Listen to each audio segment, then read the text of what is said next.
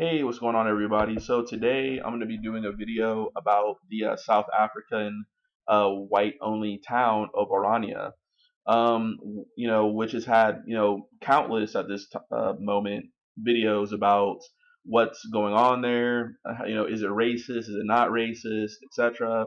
And a lot of the videos I've watched, it kind of left me with a lot of questions. So therefore, I kind of wrote out kind of like a note that I'm going to read to you later about why I kind of consider it to be a racist experiment.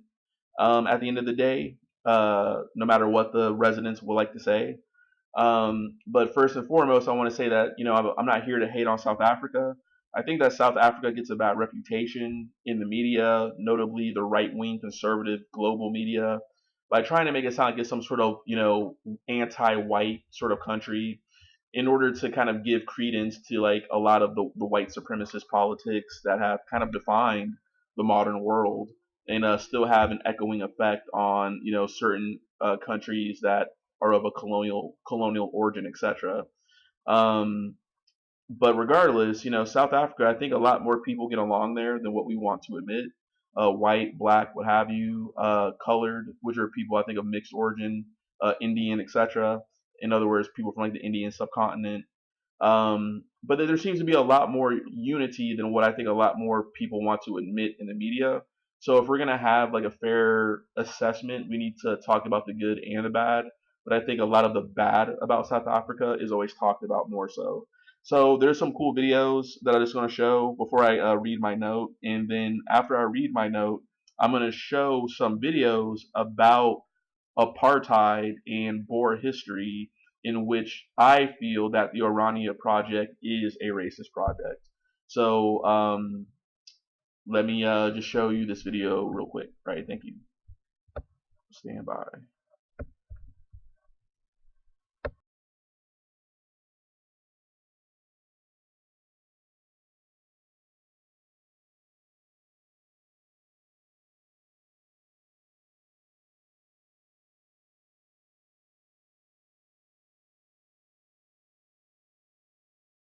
With US Bank, you get business checking options with no monthly maintenance fee.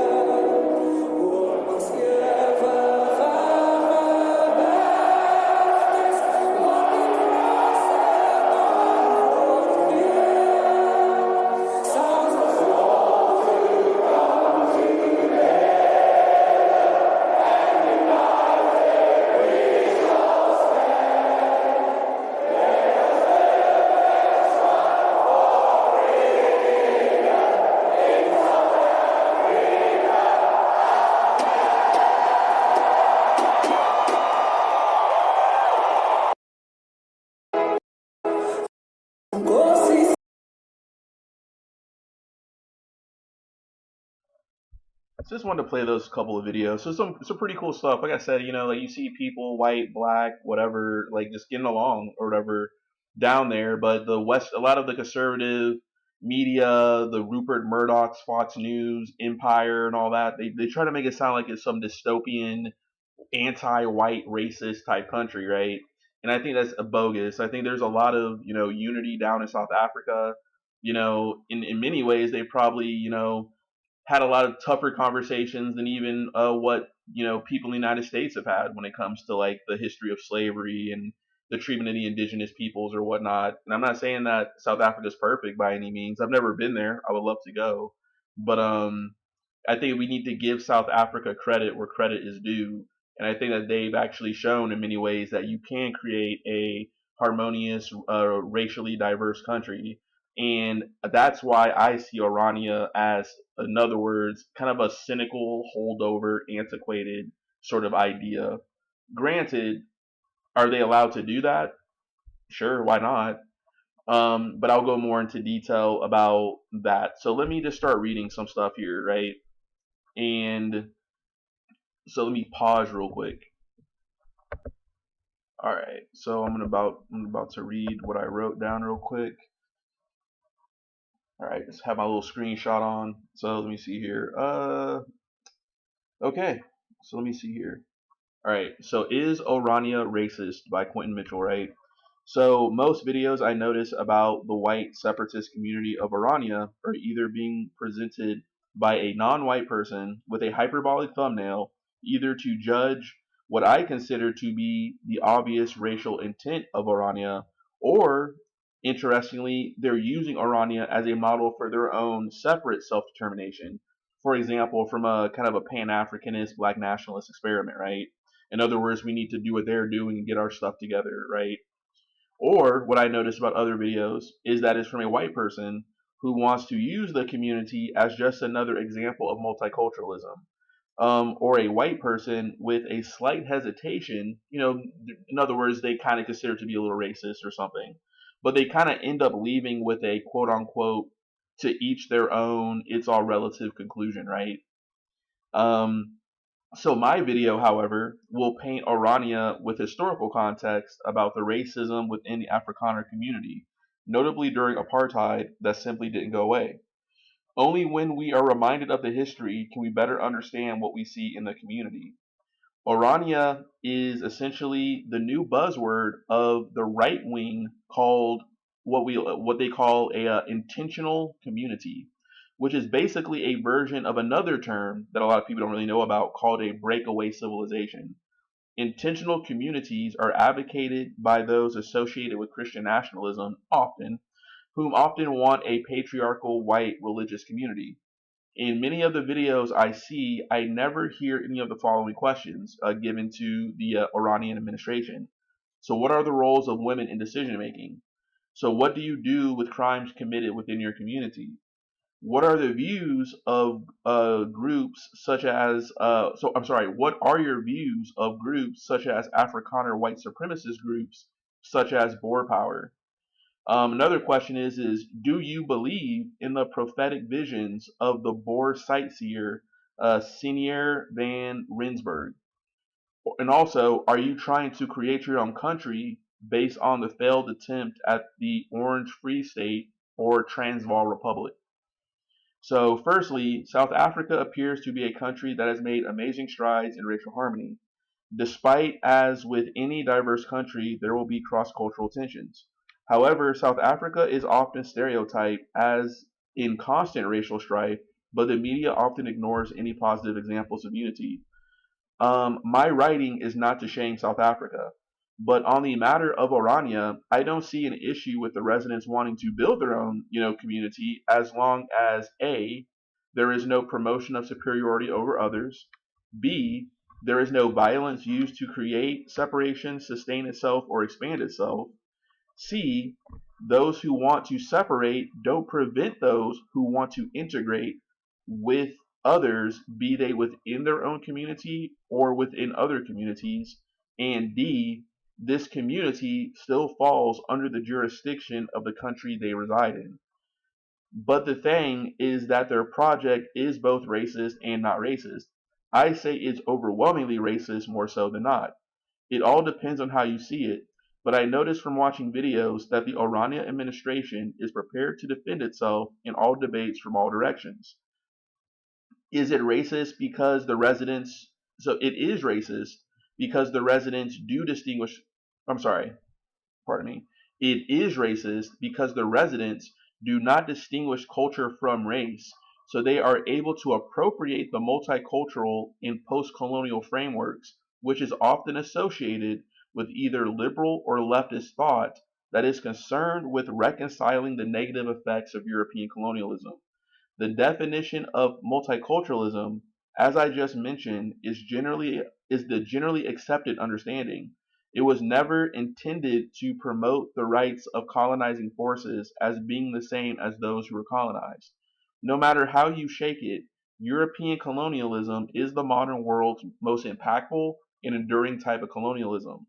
Apologists will state that it brought modernity to underdeveloped societies, but often at the expense of life, dignity, freedom, and expression of the native populations.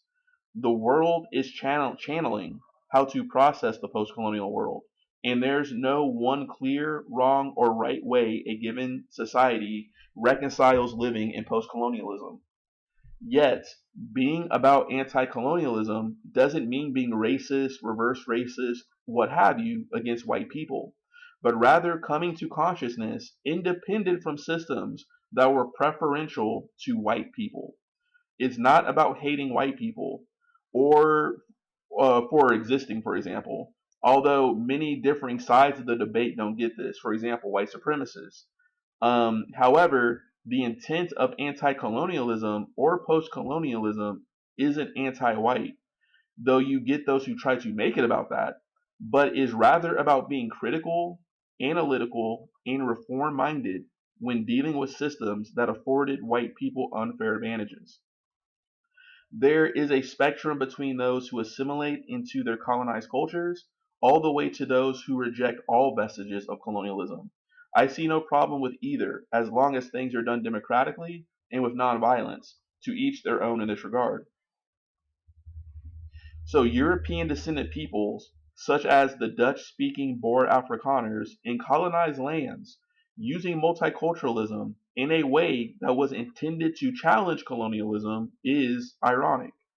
The Dutch Boer Afrikaners were the colonizers initially, but they lost the colonial wars against another colonizer, the English. So this doesn't mean the Boers or the Afrikaners have a good faith argument to use multicultural frameworks and how we have generally agreed to apply such frameworks to fight the effects of colonialism. The Oranians use multiculturalism to argue for self determination on cultural grounds, knowing very well that culture is layering their want for a right wing inspired racial purity.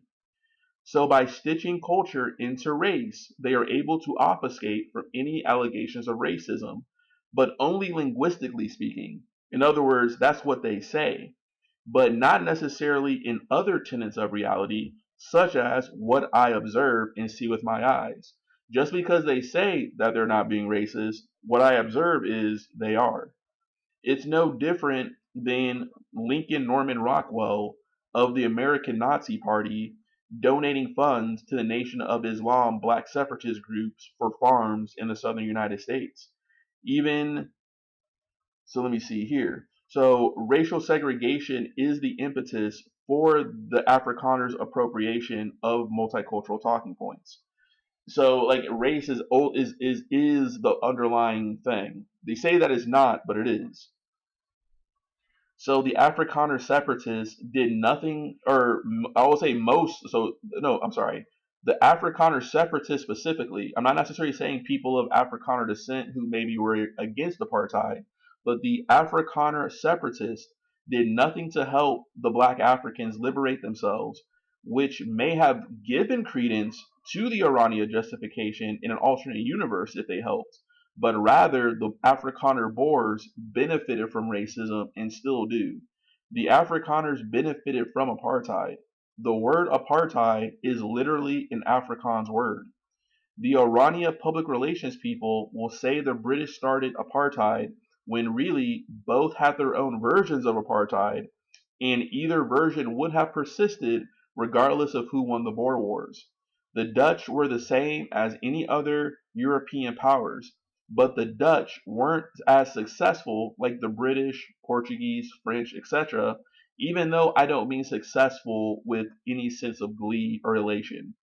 Essentially, the Afrikaner Boers were a European colonizing force who lost to another European colonizing force with superior armed forces, and then mythologized their defeat and used multiculturalism to sustain their preferred segregation by using post-apartheid constitution as a legal loophole.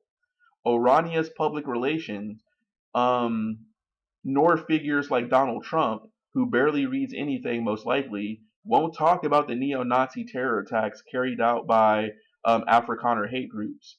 Yet, if the Boers won, they would have implemented a racially segregated Orania sooner. So, pretending to build Orania on oppressed self deterministic grounds is a bad faith argument. Orania was already the prophesized goal, but they justify it similarly to how in the United States, in the American South, you have the Confederate lost cause mythology. And, and what's interesting about the Confederate lost cause mythology in the United States is that many of these Southerners participated in Manifest Destiny. In other words, a kind of Zionist, religious, kind of prophetic vision that the white man was destined to conquer the United States by moving west. So many of these Confederate Southerners participated in Manifest Destiny at the expense of the Native Americans. Orania is similar to the U.S. state of Oregon, where the state, in its far history, despite now being considered a very progressive left-leaning state, in its history, Oregon actually barred black residents from living there until the controversial provision was repealed. So, in other words, the Afrikaners are no different than any other sort of colonizing force where they use religion and manifest destiny to justify their existence in other people's countries, subjugating them. And now they're being clever by appropriating multicultural post-colonial frameworks, even though how we understand those things to be is that they are against European colonialism, because European colonialism is by de facto the most enduring type of colonialism the modern world has ever seen. So, keeping with similarities, the Boers had their own Joseph Smith like character, Joseph Smith being of the Mormons. And his name was Senior van Rensburg, who was a who was seen as a prophet by God of the Boer Afrikaners. This man inspires modern day white separatism in the Afrikaner community, such as through groups such as the Suidlanders, who promote the white genocide theory. Wherever colonialism is, there seems to be an apocalyptic and prophetic type of Puritanism anchored around a worship of race and using the Bible to justify the oppression of indigenous peoples. There is an emphasis on this Germanic concept of Volk, in other words, folk or people. So I see race and culture as not explicitly linked. Sure, we often see them as the same, but they're only that way largely due to societal pressures to conform to easily recognizable characteristics for organizational, in other words, control purposes. Race, even as a construct, is essentially a designation around appearance, whereas culture is essentially an ontological construct. In other words, ideas and conforming behaviors pertaining to aesthetics, ethics, metaphysics, linguistics, etc. Both are ideas, but culture is more so a mental construction that people adopt and follow, which is why culture transcends race. And this is why there's different types of cultures, right? Business culture, religious culture, institutional culture, religious culture, because the underlying goal of culture is to create conformity to some sort of behavior. So the root word in culture is cult. Simply put, race is a matter of appearances, but culture is a matter of ideas intended to conform and control. Thus, when you add the words race and culture, based on my definitions, you end up getting racial culture. Or, better put, ideas intended to control or conform people who share common physical appearances. Sounds kind of goofy, sounds racist. Thus, this is why I see quote unquote racial culture as inherently meaningless in a naturalist, in other words, scientific sense. Sure, we may abide by cultures, but ultimately they're sort of meaningless to the universe and simply serve to placate our existences, comfort us existing, such as creating differences to justify the hoarding of resources against others as we all try to strive for our kind of, rudimentary Maslow hierarchy of needs, right? But even though in the grander scheme, what I consider culture to be kind of meaningless, this does not mean that culture isn't beautiful. It doesn't mean that culture isn't a useful tool with positive cognitive effects.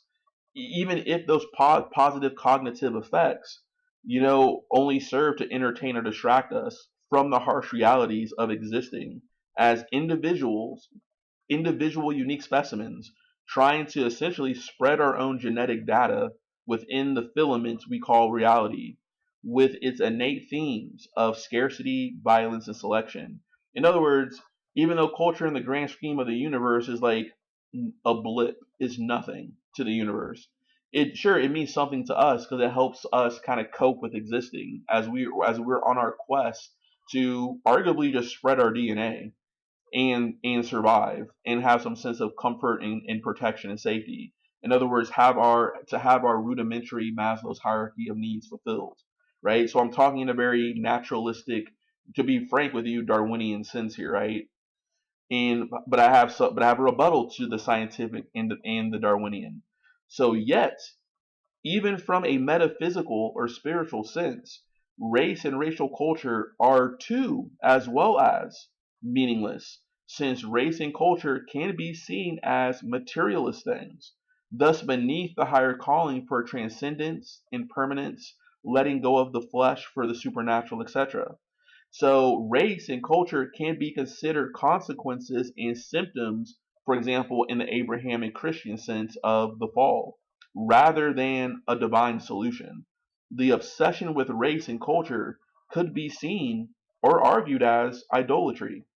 From a Christian perspective, especially for those who try to base racial differences in biblical stories such as the Tower of Babel, in which everybody spoke different languages and allegedly everybody who spoke different languages all grouped up and that created all the different groups, according to some people. Or the mark of Cain, people thinking that Cain committing the first murder, they try to argue that the mark was some sort of racial designation. Or the descendants of Noah, a lot of people argue that the descendants of Noah are the reasons why you have these different tribes and groups and races, right? But even with all these different stories, right? Jesus died for our sins if you're a Christian. So the price, the debt has already been paid. Everything that happened from God kicking Adam and Eve out of the garden until Jesus dying on the cross and resurrecting, everything, all that's gone, all that's in the past. So if race is a sign, an indicator to the religious people arguing for racial differences, then Jesus already died for our sins. So why are you living in these racial designations that are a sign of the fall when Jesus came to earth, who is God, and died for our sins? So even from the Christian standpoint, racism is kind of idolatry. So not only is it makes no sense from a naturalistic standpoint, even though it exists, doesn't necessarily mean that like in the grander scheme of the universe it actually matters. And then from the religious metaphysical sense, we generally think that like the flesh, doesn't matter, right? For example, to finish up on the metaphysical part, right? So, for example, in Abrahamic or even Neoplatonic thought, the flesh is a sign of the fall. Hence, why we perceive spiritual forces such as angels as transcending race or gender, right? So, which is so interesting because the Afrikaners are very religious. So they're religious, but they're racist.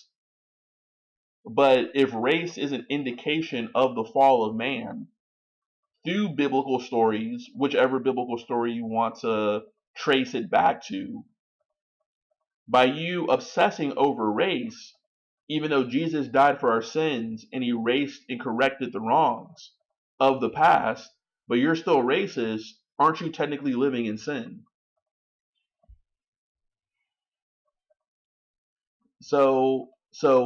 Back to a the naturalistic science argument that I did, right?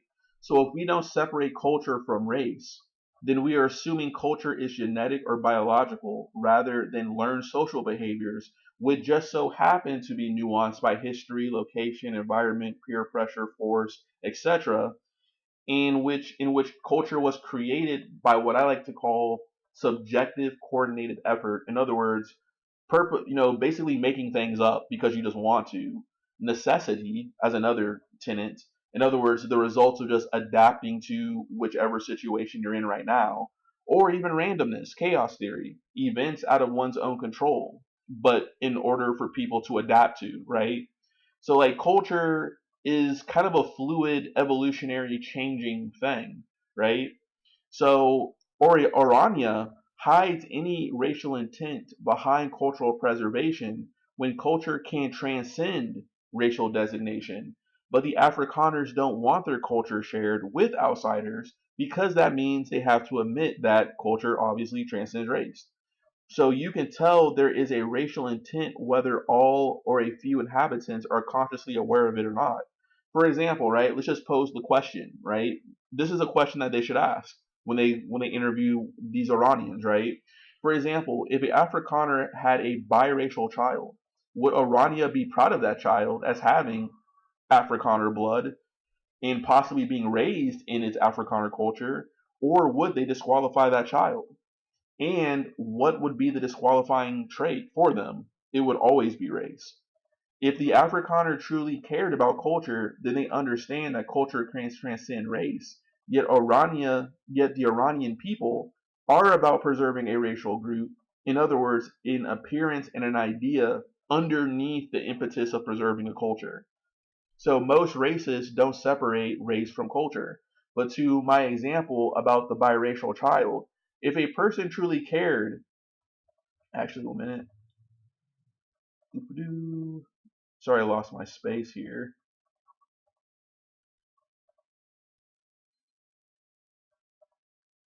Here we go. So sorry. But most racists don't separate race from culture. But to my example about biracial children, if a person truly cared about preserving culture, they'd in theory want to share it to increase the odds that others, even outsiders, adopt ideas conducive to their group.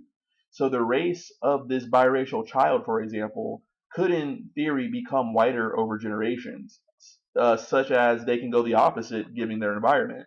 When racists want separation for fear of mixing, they don't seem to understand that a person's descendants can become more physically like them if included into the group. This is actually how humans have functioned in many cases for millennia, right? And this is the one thing that you notice, like online. Oh my goodness, all these different people are here and they're replacing us. But it's like, not really, because there's more of you than them. So even if, for example, so if you included them, and let's just say that people just so happen to have mixed up or something, right? Those, just because there's more of the indigenous people there, those mixed descendants have a higher likelihood of just more so mixing within the larger pre-existing culture over time. That makes sense. Like that's just duh. You know what I'm saying? Like it's very interesting. So it's like a lot of racists when they see like a, for example, a biracial child, they're just like, oh my god, we're being replaced. But it's like that child, you understand math, right? It's 50%. Then their child might be 25%, right? So we went from one half to a fourth to an eighth to 1/16th to 132 to 164 to 128. You know what I'm saying? To 1/356 or whatever, right? So it keeps going on. Like in other words, so like interestingly, racist people, in theory, kind of shoot themselves in their own foot by actually being isolationists and segregationists. Because if you're worried about preserving your culture, A, you would want to share that culture. But if you're also about preserving your race, for example, particularly, you would actually just try to absorb other people or whatnot while also increasing your own numbers. If you're really just obsessed with numbers and appearance, actually segregating and creating this like racial agitprop zero sum game of racism actually doesn't serve any interest, and actually might actually increase the likelihood that your people might actually get exterminated when you actually cause conflicts that piss people off enough where they actually fight back and defend themselves. But this is all like weird, arbitrary Darwinian struggle stuff, right? Because I don't care about race, but it's just interesting to me that like in all these arguments around race, you never hear anything I'm talking about. It's always people make it sound like just because they see it, for example, like a biracial child or something, that somehow like, oh my goodness, our race is over or something. It's like, what are you talking about? Like, if, put example, so if you're a white person, let's just say with a black person, and you have a biracial child, because you would make the argument that that child most likely is going to engage in something similar or whatever. You know what I'm saying? Like, it doesn't mean that like you're like handing your child off to some other group or something like that. You can make the argument that because let's say like a black guy had a kid with a white woman or something, that child might actually just have a child with a white woman if that's what he's around, so more so. And that goes for any group of any calculation, persuasion, what have you, is all about proximity and acceptance to a certain group or whatever like that. But racists are so short sighted. They don't see they're incapable of seeing a couple steps down the road and everything like that because they're concerned with purity. But what is purity? Because everything that you are right now was something different at some given point in time. So what gives you the right to just say that we're freezing evolution right now? When really what you are right now is just an ambiguous wavering position of something that changed in the past. For example, a Dutch person didn't exist, let's just say, a couple thousand years ago or something, right? In the exact same way how we see them today, right? You had old world Europeans or something at the end of the Ice Age, right? Or whatever. And, as the Bronze Age came and the farming revolution came, you had Anatolian and Central Asian Iranian farmers and with horses and chariots going into Europe, mixing with the old world Europeans or something, right? And then they brought over their Sanskrit, whatever Indo-European, Kurgan, whatever language, and we're still speaking that language today, which is why the Western European alphabet looks very similar to like Indian Sanskrit or something. Like it's totally things change. So like that's why there's the irony of racism is that like a race is kind of this ambiguous, arbitrary construct that evolves over time. So what gives people necessarily the right to necessarily freeze something in time when what they are currently was something different in the past?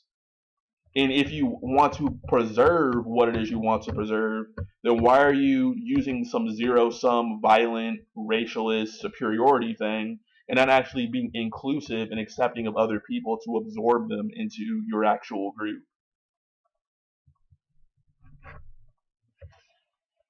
But that's just, and I'm not saying that's right or wrong. You never hear it spoken like that, right? So So culture is an evolving process by nature. So to preserve culture or on explicit segregationist grounds defines the evolutionary process of culture. For example, the English of now is different than earlier versions of it. Or what we consider to be an Englishman now is a construct that evolved over time, having been a mix of Brittonic Celtic, Anglo-Saxon, Norse Viking, Roman, in which the Romans in themselves were a multicultural, multiracial society. You very well could have had Syrians, Libyans, Sudanese, what we consider, you never know, in England, who were just forcefully absorbed into the Roman civilization, who are now just like, border guards or sentries or centurions or something living in England fighting the Picts or something near Hadrian's Wall. Like, so, yet England, even to this day, is still evolving. So nobody's saying that you don't have a say of where your culture goes or something like that. but making it sound like it's some dire situation when other outsiders are in your country is kind of silly because you can just include those people here. And if anything, you can kind of win the fight through love and acceptance rather than through violence and segregation by making outsiders feel accepted. And this is why Europe is having the problems that they're having. It's not because those people who are refugees, not colonizers, they're refugees and immigrants. Those are totally different than colonizers. The people from all these other different countries going to Europe are not colonizing Europe. They immigrated to Europe because better opportunities are there or whatnot. A colonizer is a person who says, I'm specifically going to that place to subjugate that place because I feel like I'm entitled to do so. So the people in Europe, I don't like, all these refugees and immigrants. So this is what happens when the bad idea of multiculturalism. Multiculturalism doesn't mean diversity. Multiculturalism is a specific type of diversity in which you have separate cultures living amongst themselves, and you kind of celebrate those cultures so much where like there is no assimilation or melting pot. But assimilation is not the melting pot theory. Assimilation means erasing cultural differences. The melting pot means brewing those differences into a unique product, right? So like there's assimilation, there's diversity, there's multiculturalism, there's a bunch of different things, but we often use these terms interchangeably, even though they're different, they have different definitions. And what's happening right now in Europe is that first and foremost is still overwhelmingly and hilariously a European, what we consider white continent and everything like that. But the truth is that you could include those people within your society. For example, why are you not trying to make the newcomers more German and make them feel accepted and wanting to die for their new country, rather than making them feel excluded, where they might become radicalized because they may have been a victim of a hate crime and now they feel like they're never going to be accepted in a country that kind of has been benefiting from their cheap labor. That's the thing about Europeans versus Americans. America is a melting pot. The British colonial Commonwealth and Europe are multicultural countries. They believe in these kind of mosaics of cultures and everything like that, thinking that everything is somewhat flat and equal or egalitarian, but it's not going to be because you have social hierarchies, wealth disparity, all these different types of things. We have that in America, the United States, but we're a melting pot. Black culture rubbed off on European culture rubbed off on some Asian culture. It all kind of creates this unique way of American lingo and talking and how we like our food and everything. It's not necessarily that one culture is dominating another culture, even though in theory, because of numbers, one naturally is going to dominate or have more of an influence than others, but you still taste the flavor of everything. Whereas in these other countries, that sort of melting pot theory isn't happening because they're afraid of it happening. When America actually shows you that America is still, particularly for these white paranoid people, America is still overwhelmingly a white country. But what is white even? A lot of people even challenge what that even means. Because in theory, a person from the Middle East is technically could be considered a white person as white passing. A Latino person who has maybe some indigenous or even African DNA or something who is white passing might pass as white. So this whole notion of like white genocide is kind of just a preemptive psyop in order to reinstill preemptively white supremacy is all it is. It's just hardening and reaffirming what's always is by kind of using gaslighting, fear, and scapegoating to solidify that white supremacy. Even though you have, let's just say certain minority groups, right? You know, making it seem like, oh yeah, white people are going to be the majority. Those people don't even know what they're talking about. They have no idea. They have no clue where the marbles are going to land. And for example, I myself, as an African American, there's only 13% of the United States is African American. The vast majority of the country is still overwhelmingly white passing, or something like that, right? So that's why it's so funny to me how just like white racism and paranoia is almost comical. Like it makes no sense really. And even if they had a fear, why are you not just trying to include others rather than exclude others? Just based on just particularly if you're coming from in like I said from a naturalistic Darwinian sense, it's more in your effort is more in your interest to include others, or even from a metaphysical spiritual standpoint, particularly if you're coming from some religious standpoint, that none of this racial differences matters because it's just meaningless material. Because we're supposed to transcend something. We're made in the image of God. What does the image of God mean? You could argue that that's just the spirit of God, right?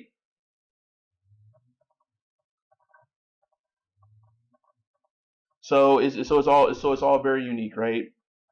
But to keep reading, so culture changes, whereas Orania wants to freeze it in time. It is not merely about honoring ancestors or chronicling history, but it is also about mythologizing aesthetics.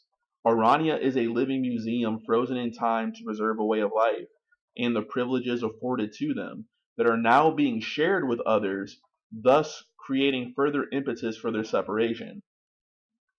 However, it could be argued as not being racist. So this is, kind of towards the end, right? So is Iranian racist? So in theory, it could be argued as not being racist either because of a couple things. One is I simply don't care. If I don't process it, if I don't interpret it, if I'm not aware of it, then I'm not able to make a designation of whether it's something or not. If a tree falls in the forest, do you hear it? Type thing, right? Um, So like, do I care that Arania exists? Not really. It doesn't really affect me at all. You know what I'm saying? It doesn't think they're really trying to affect anybody else right now. I think the Iranians have a secret plan in mind where they want South Africa to collapse. So maybe they can get some sort of international recognition for some sort of a Volksstaat or people state in which Orania is kind of going to be like the capital, and they can basically rush to the sea to try to capture as much land as possible, and they have some sort of like ocean access on the Atlantic Ocean or whatnot.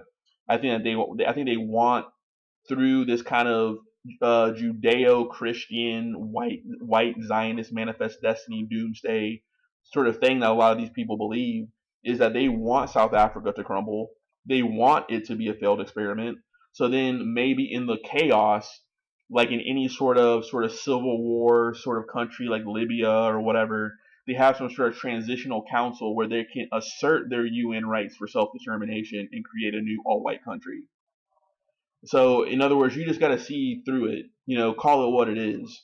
And that's why I'm making this video is anytime I see these videos, I'm seeing a lot of PR. And anytime people ask the hard questions, they're asking the hard questions in a way to like my couple of first paragraphs of this paper to kind of like justify their own self-determinism in a sense or something. Like it's in other words, I may not have said that best there. Sorry in my last sentence, but I just don't think that sometimes the people are asking the right questions, which may be hard because they're thinking in real time, right? And I think the Iranian administration is totally prepared to answer any question. But regardless of what they say, what I see and what I suspect are two different things. So they can say that they're the safest, whatever, yada yada little community. But then I'm thinking to myself, well, what gives you the right to create a breakaway civilization on indigenous land that's not yours? No, if you want to be a part of South, if put it this way, nobody's saying that you need to forcefully integrate with anyone. You're allowed to associate with who you want to.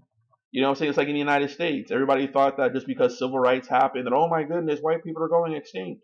There's like the population of America grew, since then. So even though let's just say the percentages of the United States, quote unquote, being less white, that may be a reality from like 80% to 70s or whatever percent, there's more people in general.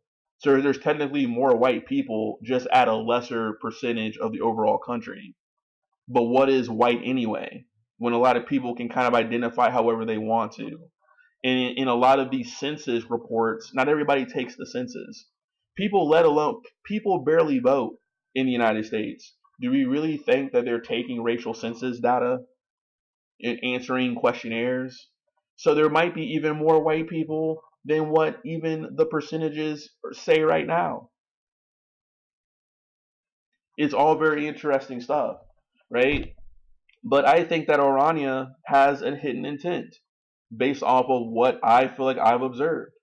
So to finish my writing here, I think I only have one more paragraph before I play some videos.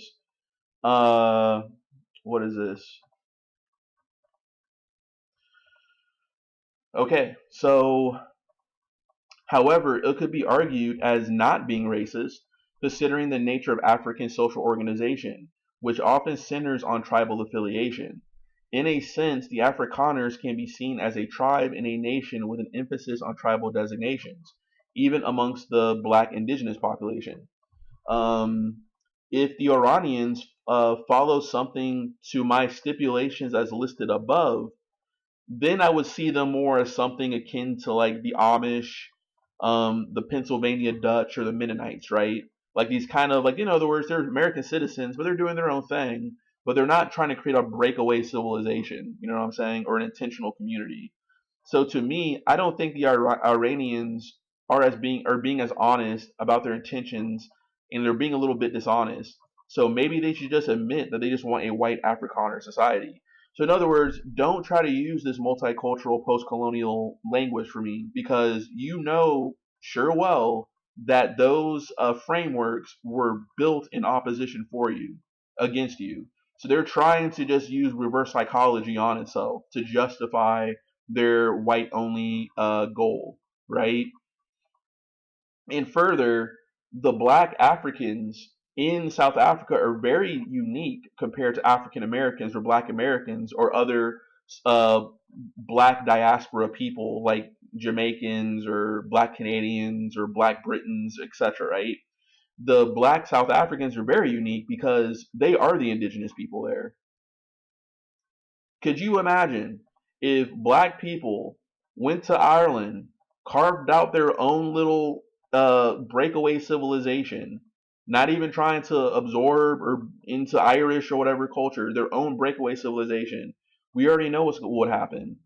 Fox News, Sky News, Lauren Southern, all the racist people, Tucker Carlson, Donald Trump, they'll be all over Twitter talking about, look at this, oh my goodness, they're taking over. So why doesn't that work also for these Dutch Afrikaners?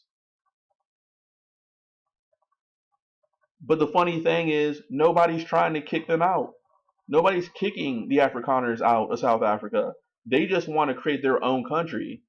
And I think that the South African government needs to say no. Because at the end of the day, put it this way, if a country like Israel can exist and get right to nuclear weapons, why can't black South Africans have a say over their ancestral land and who's there?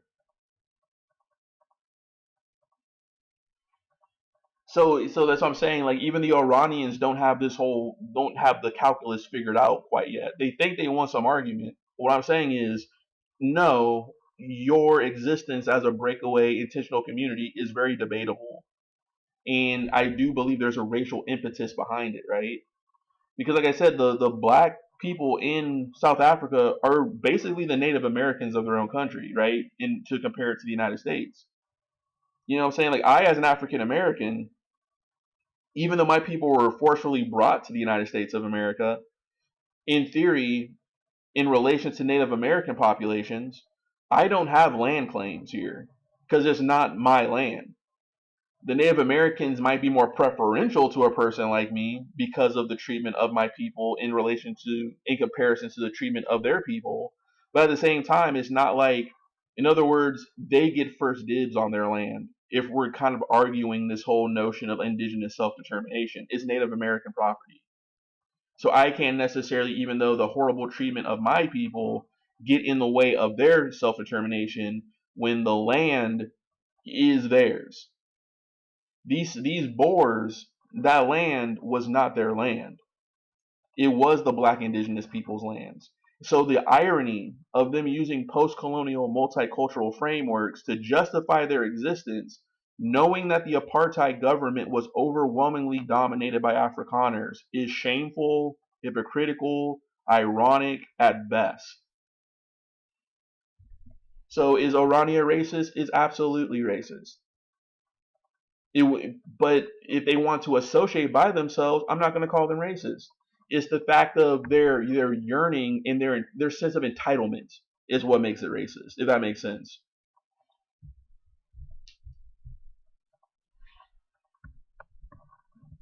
So with that being said, right?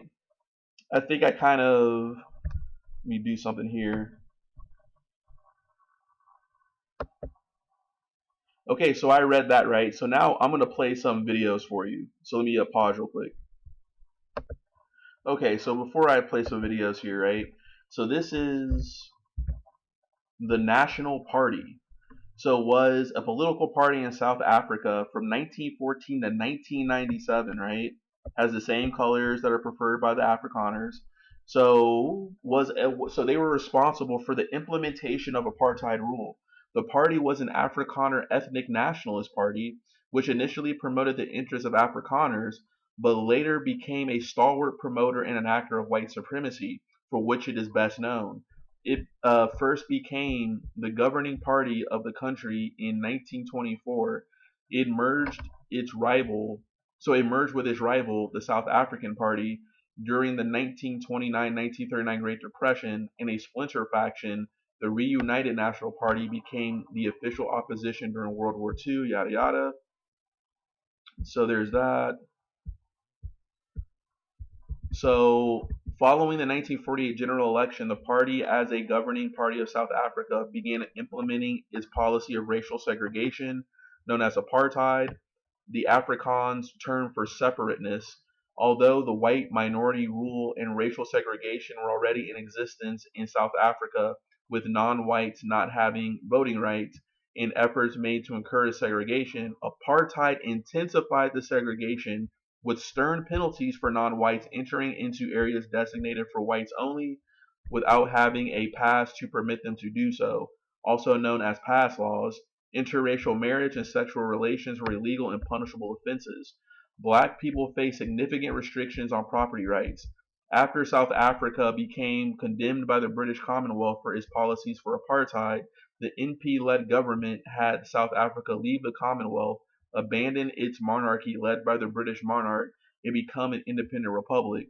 The party system of apartheid was officially labeled a crime against humanity by the United Nations General Assembly on 16 December 1966. So a lot of Afrikaners will try to argue that, well, the British had segregation. They started it. No. Yeah, they did. And y'all intensified it and turned it up to X% insanity, right? And these are the people who are behind Orania. So are they racist? Of course they're racist over there. Do they have a right to do what they want? Sure. I don't care. But I'm still going to call them a racist. Put it that way. They can do whatever they want. I would still just call them a racist. There you go. It's just that simple. Like, but will they get their own country? That's not for me to say. But I think that if the South African government were smart, I'd say no, they're not. I'd be all up in Orania's business just to say that, like, just to basically protect the whole notion of the indigenous people in the land in which they're occupying. They have a right to be there, and I'm saying that nobody. I don't think that anybody should be kicked out of a country just for like not indigenously being from there or something. But I don't think you also have a right to just create like a breakaway civilization within it though too, appropriating multicultural and post-colonial frameworks for your arguments.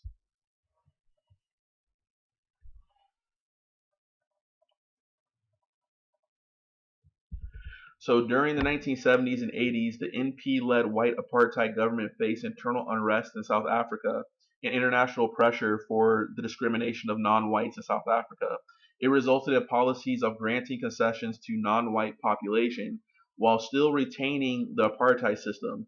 such as the creation of Bantustans that were autonomous self-governing black homelands, criticized for several criticized for several of them being broken up into unconnected pieces and that they were still dominated by the white minority South African government. So see, there exactly to my point in my when I was talking about how American Nazi Party founder Lincoln Norman Rockwell, whatever his name is, how he supported the equally black racist Nation of Islam, even though black racism is never going to have the exact same effects of white racism, which is why a lot of people say that black people can't be racist, which I disagree with. I would just say that black people can't be as racist in the same scope, scale, and impact of white people in kind of colonial countries, yada yada. But to my point about how the American Nazi Party supported the Nation of Islam, is no different than the apartheid people supporting these Bantustans. The whole impetus was always racism and segregation underneath the veil and lens of self-determinism.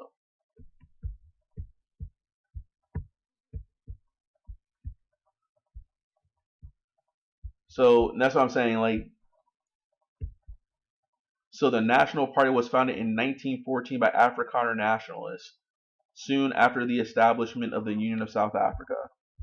Right. So I can go more into, well, actually,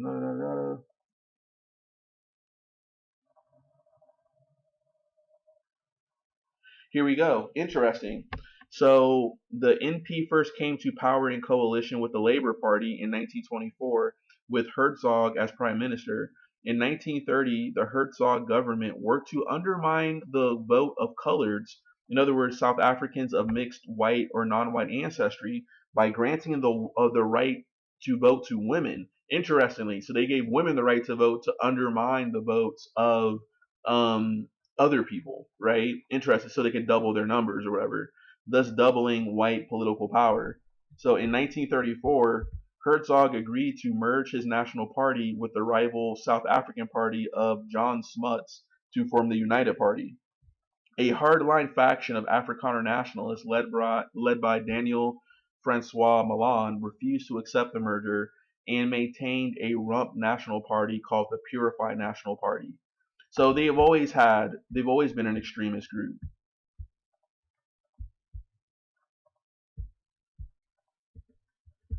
Wow, man, this is crazy. And then also they created these Bantu Self Government Act, which created so-called homelands for the 10 different black tribes. The ultimate goal of the NP was to move all black South Africans into one of these homelands, although they might continue to work in South Africa as guest workers, leaving what was left of South Africa with its white majority, at least on paper. So a total colonizing force, right? And Orania are essentially the spoiled descendants who lost, is what it comes down to. And I would say for the South African government, whether it's the ANC, some other who cares, is that no, y'all just don't get to create your breakaway civilization. You can go congregate, do what you want, whatever, like, but you're never gonna, like, I'm sorry, like, have your own country on land that's ancestrally not yours.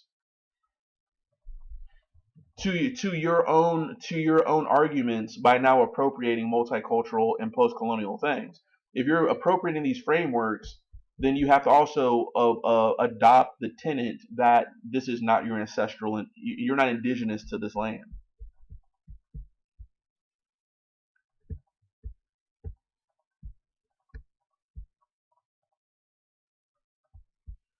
Accordingly, the three token parliamentary seats reserved for white representatives of black South Africans in the Cape Province were scrapped. The other three provinces, the Transvaal Province, the Orange Free State, and the Natal Province, never allowed any black representation. Colors were removed from the common roll of Cape Province in 1953. So there's this total disenfranchisement, total just racist segregation, insane. So we can go more into that, but I know that people are more visual learners, myself included. But so I just want to say that don't let these Afrikaners make it sound like they were some oppressed group. No, they created their own situation. They created the situation, the impetus for people to rise up and not really respect them all that much. You know what I'm saying? Like, and they were beneficiaries of this. You know what I'm saying? And I guarantee you a lot of Afrikaners, they're still benefiting from the gold that was extracted by black and colored labor, right? They still control the vast majority of the farmland, which they don't want to give up. That was taken through policies of apartheid. So when people hear Malema and all these different leaders, they sound radical, but how is Malema no different than Michael Collins of the Republic of Ireland fighting for Irish independence? You know what I'm saying? Or I forget his name, Valera, the other Irish nationalist or something, right? So with that being said, I'm going to play some videos.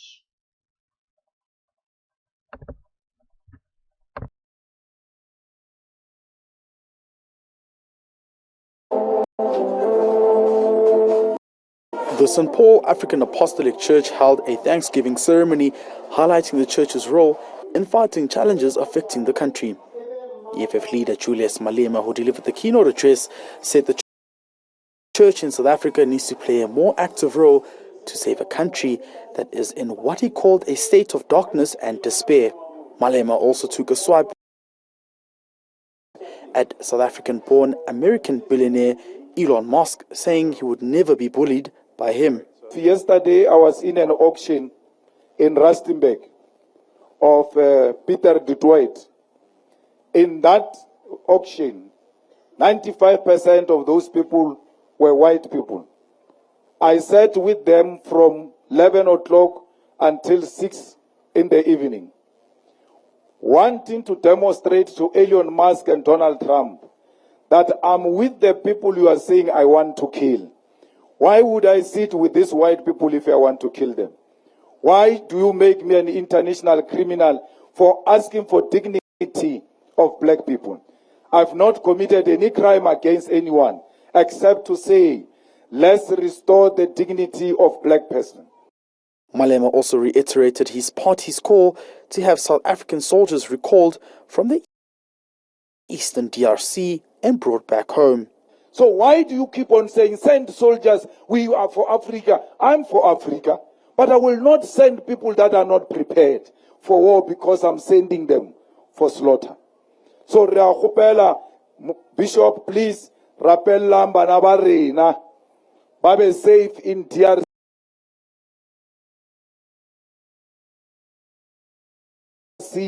until this government comes back to its senses. Bring them back home. Let's invest in the army. Let's buy more ammunition. Let's train more soldiers. When we are prepared, send them to DRC. Meanwhile,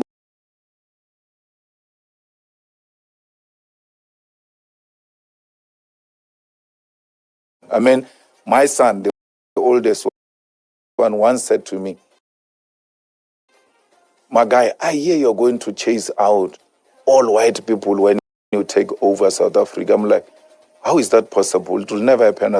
Hey, I was shocked because I was like, what's going to happen to my white friends? Yeah, but where are you? I like Jared. Jared and his family are pretty cool guys, but... So they're like, no, that is not possible. I said, well, that's when they want to caricature me. There's nothing like that.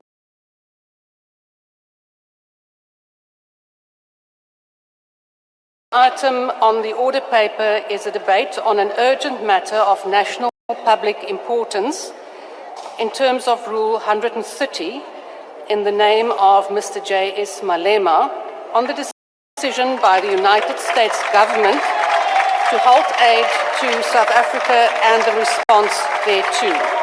I now recognize the Honourable Malema.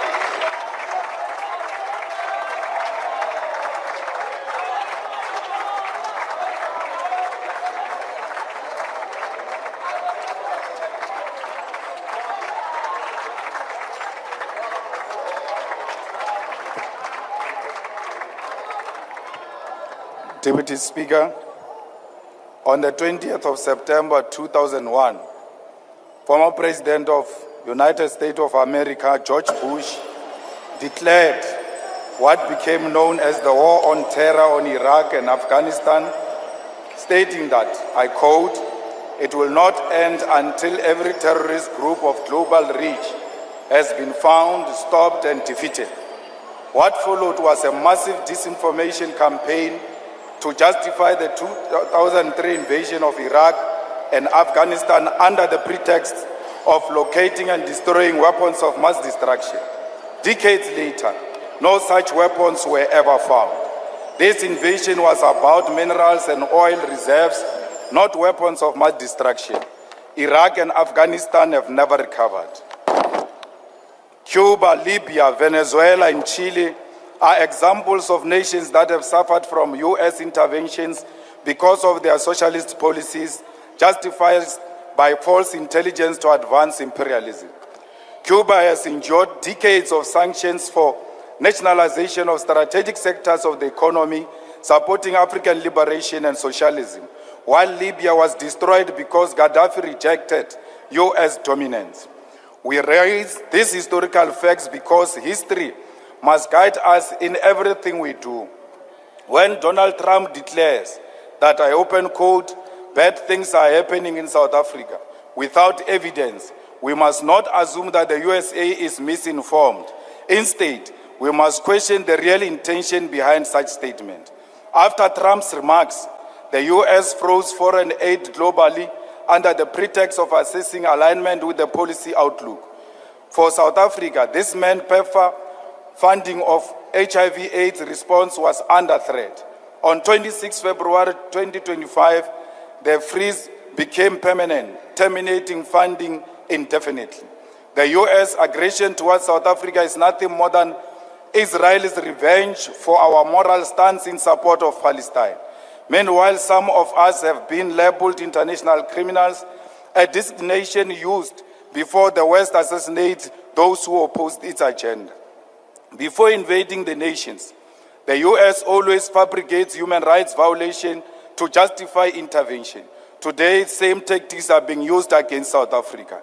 The growing calls by right-wing groups for foreign funding to establish independent states and to be armed by foreign interests must be recognized as part of a broader plan. This is the early stage of economic isolation, leading ultimately to military intervention. Next, AGOA will be terminated, escalating tensions between USA and South Africa. Our government must dismiss opportunistic Afrikaner racist groups exploiting US imperialism to fund their racist fantasies of an independent state. That will never happen. We will expropriate land without compensation, whether they like it or not. If they object, they can seek refuge in America. Deputy Speaker, Trump and the USA are not demonstrating strength. The USA is merely displaying an advanced stage of capitalism, which is imperialism. Trump engages in transactional and manipulative relationships with the world like it is his backyard. The hostility towards South Africa does not come from fraudulent boers spreading disinformation, but from America's imperialist agenda. The USA, home of the world's most sophisticated intelligence agencies, agencies that fabricate evidence to justify the invasion of Afghanistan and Iraq, and orchestrated the assassination of Muammar Gaddafi, Patrice Lumumba, Martin Luther King Jr., and Malcolm X, cannot now claim to be victims of disinformation from a minor racist group based in Orania. The USA has openly embraced the golden age of imperialism, extending its power through threats and the prevention and termination of foreign aid. In response, our government foolishly seeks to explain our policies to a maniacal president, as if the USA were a victim of misinformation. The USA knows exactly what it's doing and why it is doing it. At a Goldman Sachs event of the 27th of February 2025, South Africa President Mr. Cyril Ramaphosa stated, I quote, Trump got the wrong end of the stick of the country's land policies. I completely reject this notion. The USA, home of Elon Musk's platform, X platform, Jeff Bezos, Amazon, Facebook, Google, Tesla, Starlink, and Silicon Valley, the global hub of data collection, cannot claim to be misinformed. They are the greatest perpetrators of disinformation. The USA is the greatest perpetrator of disinformation. It is now using its own falsehood as justification to attack South Africa. This government refused to acknowledge the real issues. We are being punished for supporting Palestine against apartheid Israel, nothing else. The USA does not believe there is a white genocide or land grabs in South Africa. These lies are useful tools to justify economic aggression and seek to weaken our moral authority to condemn Israel's genocide. Foreign aid has always been a tool for Western imperialism and control. It must end with South Africa. We must expand our trade and strengthen relationship with China, India, Russia, Brazil, and Singapore, while emphasizing African unity. The USA is on a full mission to extort the world into submission, and as a result will become increasingly isolated. Our sovereignty, security, and economic prosperity on rejecting the American Golden Age, a project of imperialism. The world must move forward without the USA if true progress is to be achieved. We are not the puppets of the USA. We will never be bullied by Donald Trump and his friends. South Africa remains an independent state, which is not handled by the USA. The majority of South Africans love their whites. They worship them everywhere they go. Why will they kill them? They always seek white validation and affirmation of whiteness. It is a black talent. It is a black talent. It is not a black talent until white people say so. If it is a black skill or innovation, it is not until white say so. If it is black quality product, it will have to pass many hands before they endorse this product. Any political party without white endorsement will never receive any electoral support and financial support until white establishment says so. Like the Cuban people will never give up on our freedom against American imperialism. We must unashamedly continue to stand with Palestine and Russia. We are product of international solidarity. We are Palestinians and they are Africans. We will die shoulder by shoulder with Palestinian people. We will be buried next to their graves because no amount of American bullying and financial dictatorship will separate us. Not even death will succeed. From the river to the sea, Palestine shall be free. We are not product of land theft or genocide. We are not grabbing any land, but claiming what rightfully belongs to us. We are not engaged in what genocide. Instead, we are coexisting with our white murderers. Whatever it takes, this land shall be expropriated and will be returned to its rightful owners. Victory is certain. Hasta la victoria siempre.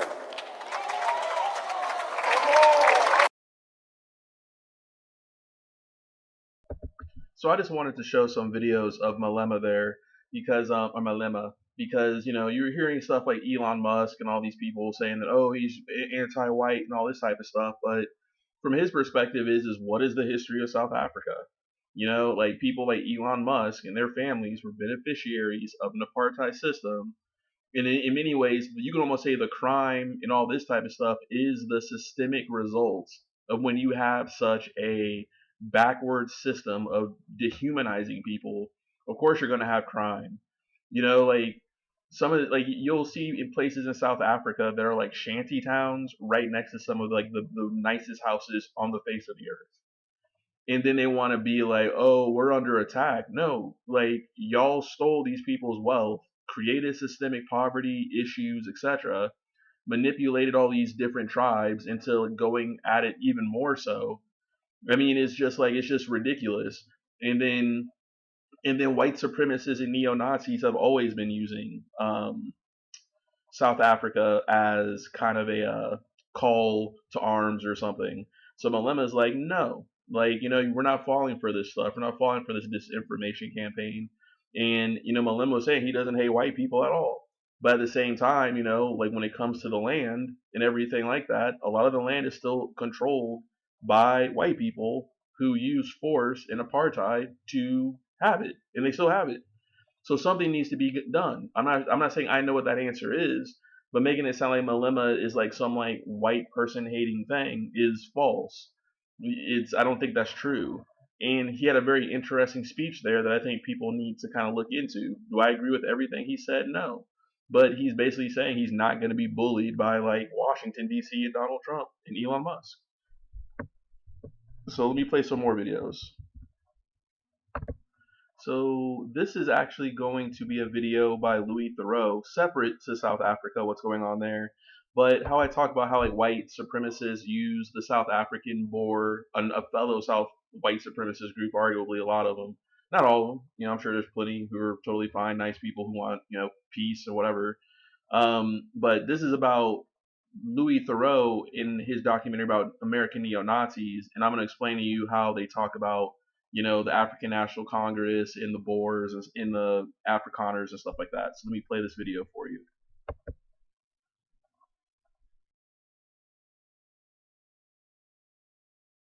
Would you like tomato with it too? After lunch, Lamb and Lynx were keen to show me their horses, stabled a short drive away. See, there's one of the kids. Do you ever, there's a school bus, do you ever wish you went to school with the other kids? Sometimes. But then I think that I won't be able to go with my horse, so. Yeah. And that we wouldn't be able to see our moms much. And so we'll get that. What did you say, Lamb?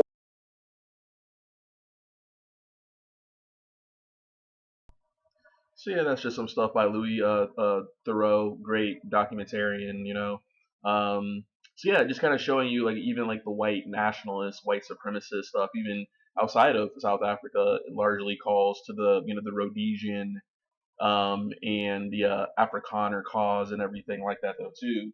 So very interesting. So I want to play some other videos for you real quick.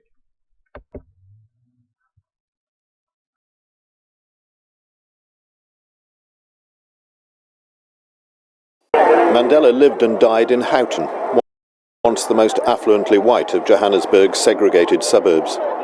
Most of his neighbours, who turned out to mourn him this morning, are still white, but it's economics now, not apartheid. They were genuinely grieving a black convicted terrorist who turned their world upside down, but left it surprisingly the same. It could have all been so different. When I went to live there in the 1980s, South Africa was trapped between oppression and revolution. The whites were tinkering with apartheid in order to preserve it. The blacks, so oddly obedient for so long, were beginning to lose patience. The young particularly were angry. The lid was about to come off.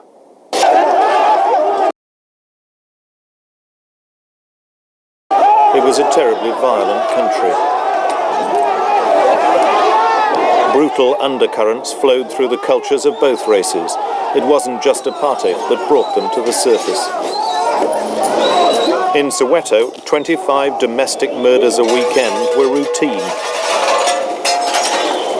Most whites seem to have guns and few inhibitions about using them.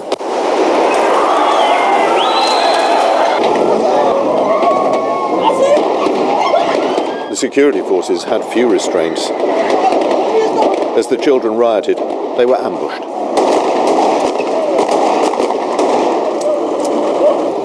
At least 3 coloured youths were killed outright before they could take cover. The police said they were using birdshot, designed to wound, not kill. But at short range, the ammunition was still deadly. Nearby buildings were peppered with gunshots. More than 20 were wounded, 3 of them seriously. Many others were taken secretly to be treated in private for fear of arrest. Our cameras recorded it in all its brutal intensity and sent the pictures around the world. They hate.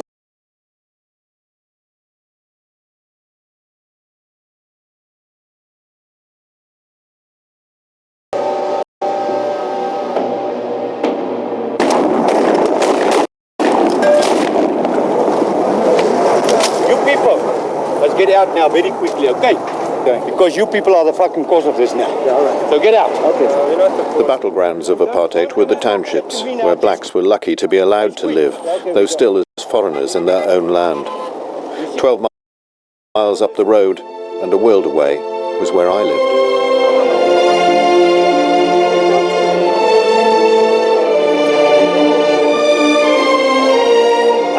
white suburbs were dedicated to the pursuit of graciousness. When our blacks were hungry, we didn't tell them to eat cake, we ate it ourselves. This banquet in aid of the starving was held with the country in a state of emergency, the townships in flames, and drought searing the black homelands. But there were more important things to talk about. And what are we going to wear? Was it The other world. Millions of blacks shoveled into resettlement camps like onverwacht. Water here is scarce and polluted. It's cold in winter. The unbearable heat of summer helped push the death rate of children here to 100 a month.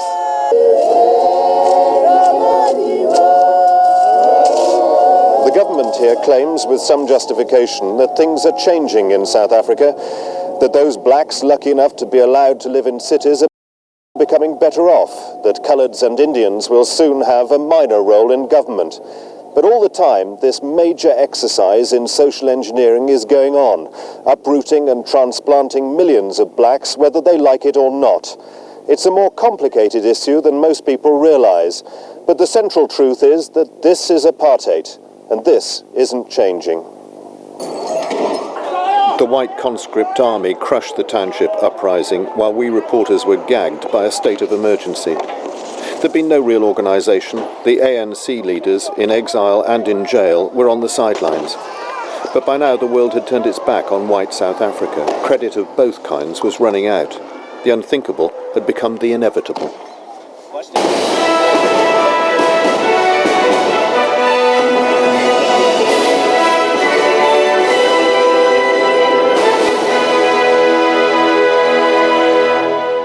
Good evening.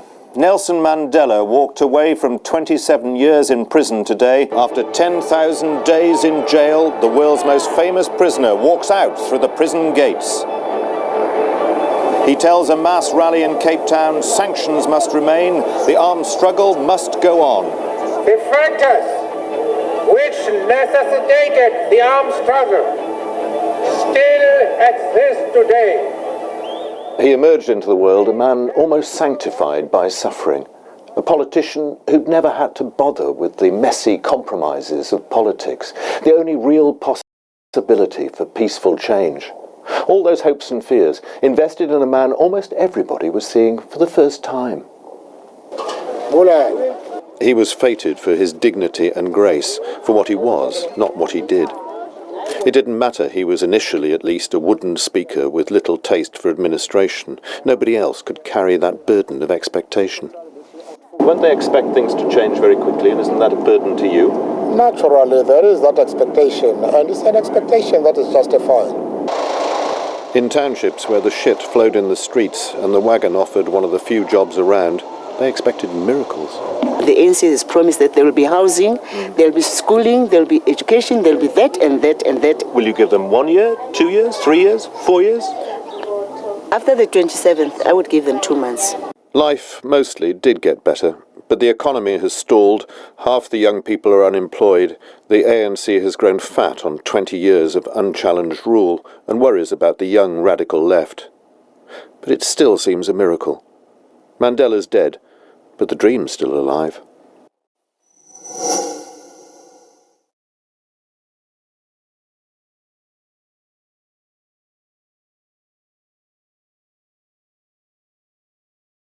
Want to hand off your taxes? Get more from your tax expert and spend less. We'll beat what you paid your tax pro last year when you switch to a TurboTax full-service expert. Start now.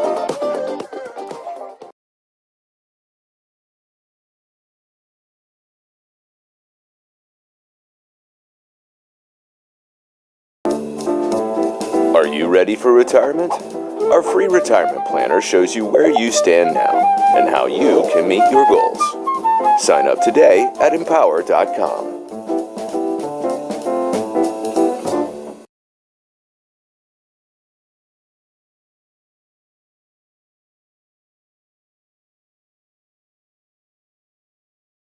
Apartheid is most certainly a stain on world history, but it is an integral part of understanding South Africa and Southern Africa during the Cold War. The elaborate system of racial segregation and the struggle against it would define South African politics throughout the 20th century. However, in order to understand the bloody fight against this oppression, we first have to look at how it all began. From Dutch farmers to British industrialism and religious ethno-nationalism, I'm your host David, and today we will be looking into the foundations of apartheid in South Africa. This is the Cold War.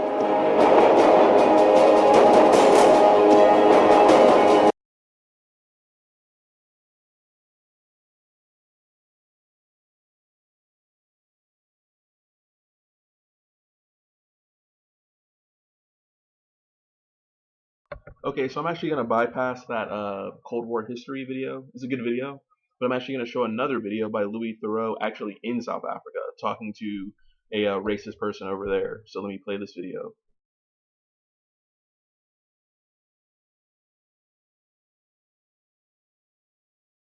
About some money.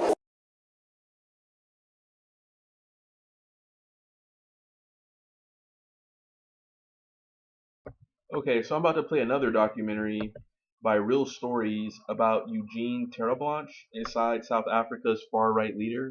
So this is going to be another video, and I have some timestamps that I've written down that I'm going to show you real quick. So let me do this real quick.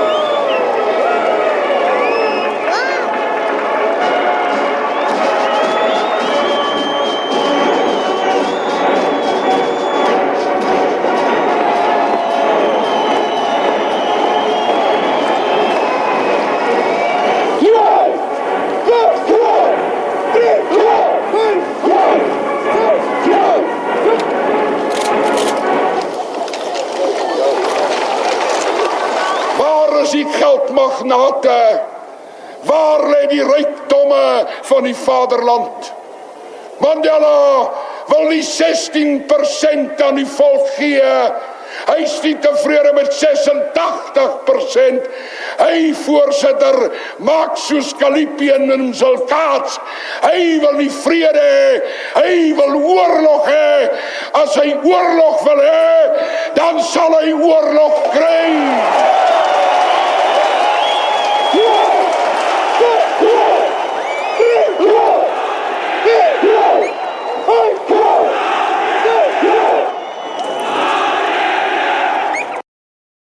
I'd made a film about the leader in 1991, but Eugene and I just never got on. Stop it. Eugene and his followers so disliked me after this film came out that I received a whole bunch of death threats and a threat to bomb my flat. I never imagined in my worst nightmares that 14 years later I'd feel compelled to track down his big white self. You might well think that Eugene and the Afrikaner resistance movement look like something out of Dad's army. But behind the beer bellies and badly trimmed beards, there existed a sinister force that would not be proudly displayed in South Africa's history books. Between 91, when I'd last seen them, and the present day, the AWB caused death and destruction and largely got away with it. Other than blacks, the leader most disliked foreign journalists. He said I looked like a Turk and should be put in the coloured section of town. Excuse me, Mr. Jabaz. Yes. I'm sorry about the, mix-up last But listen, my good friend, this is the last time that when of your people, I don't mind whether it's a woman or not, be cheeky with me. You understand it? This is my country, this is my place, this is my day. And last night I said I don't want you people anymore here. This morning you have to speak to me, and the first thing you do is to take photos from me, before you even ask me if you are welcome or not. Okay.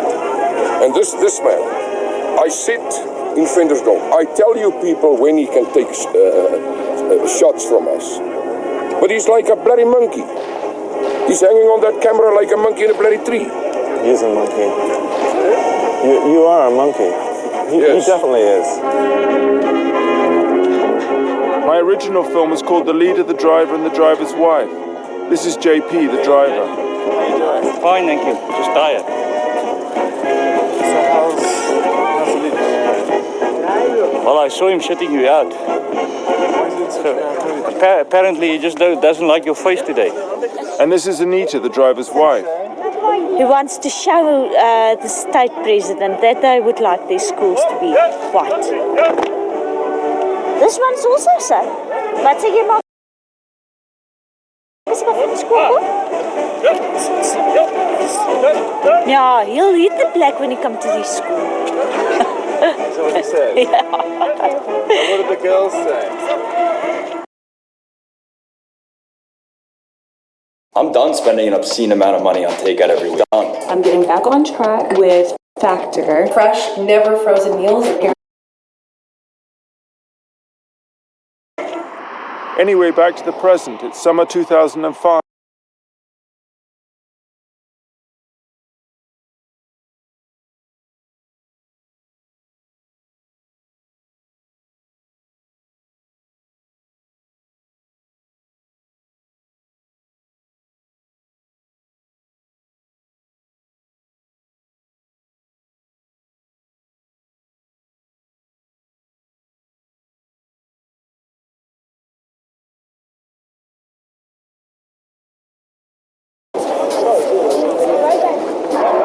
In 91, shortly after we left, Bantustans hit national news when de Klerk, the state president, came to visit.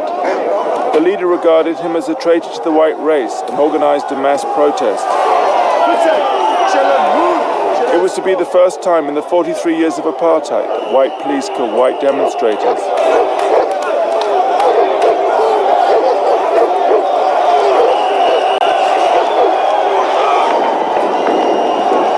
Later on, the AWB cut the electricity and people were blindly firing into the night.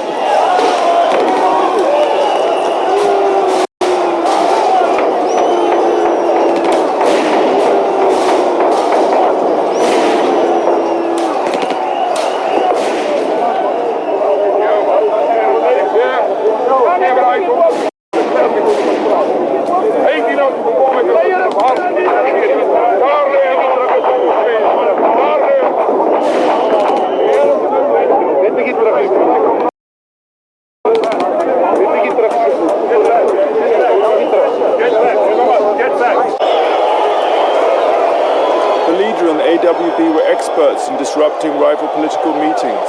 They've been doing it since the 1980s.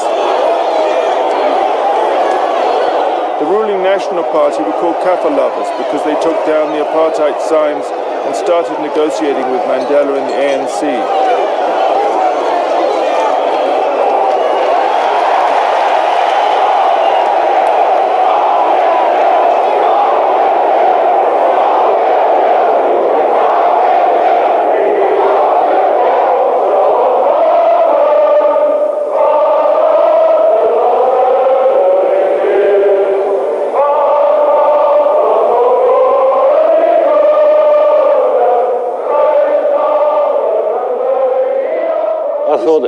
I thought it was going to lead to a revolution because I was promised a revolution.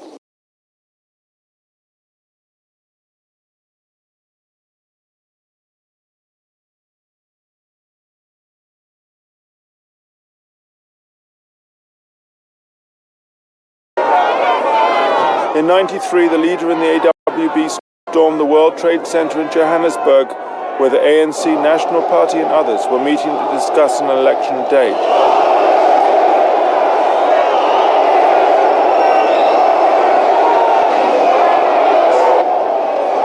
The white police, army and special forces offered no protection and walked away as the AWB approached. They look like they're invading the place.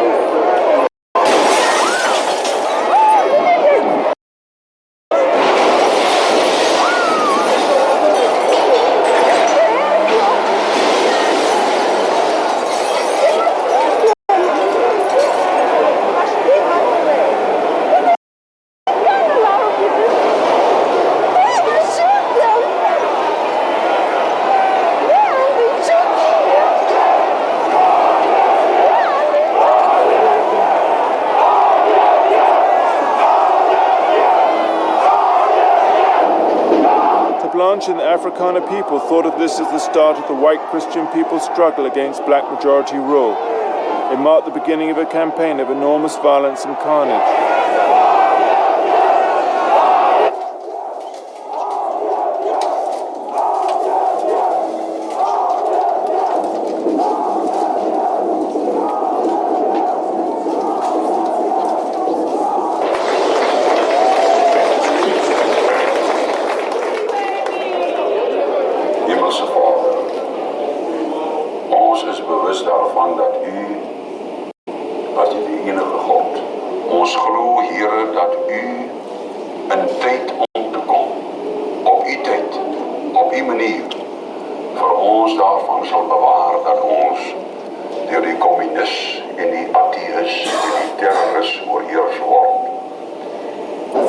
This is General Constant Vignon, former head of the South African Army and leader of the Volksfront.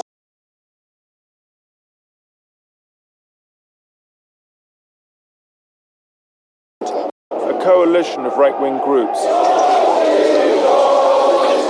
The leaders' alliance with General Vignon and the Volksfront gave the AWB a credibility it had been lacking and a strong power base. But Vignon disapproved of de Blanche's more violent and thuggish methods. Mandela, for the first time, threatened to bring in the ANC military wing for protection. He felt that the white police were inadequate. I have already indicated to Mr. de Klerk, when I spoke to him this morning, that unless action which we will regard as effective, I will have no alternative but to arm Umkhonto and ask them to come and defend and negotiate us here.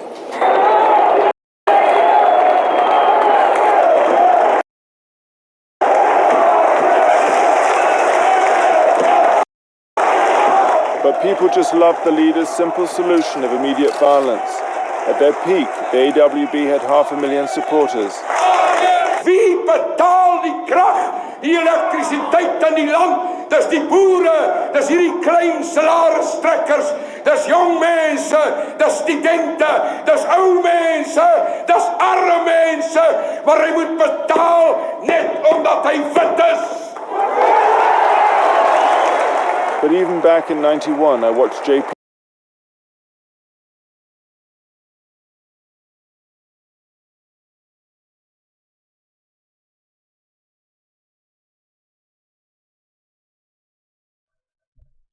So this next part is going to be the driver for Eugene Theroux or whatnot, and he's actually going to really say some pretty racist stuff here that I wanted to show you. So like I said, you know, when it comes to Afrikaner nationalism, it's almost, I hate to say it, it's inseparable from racism, and you're going to see what this guy, or hear what this guy says.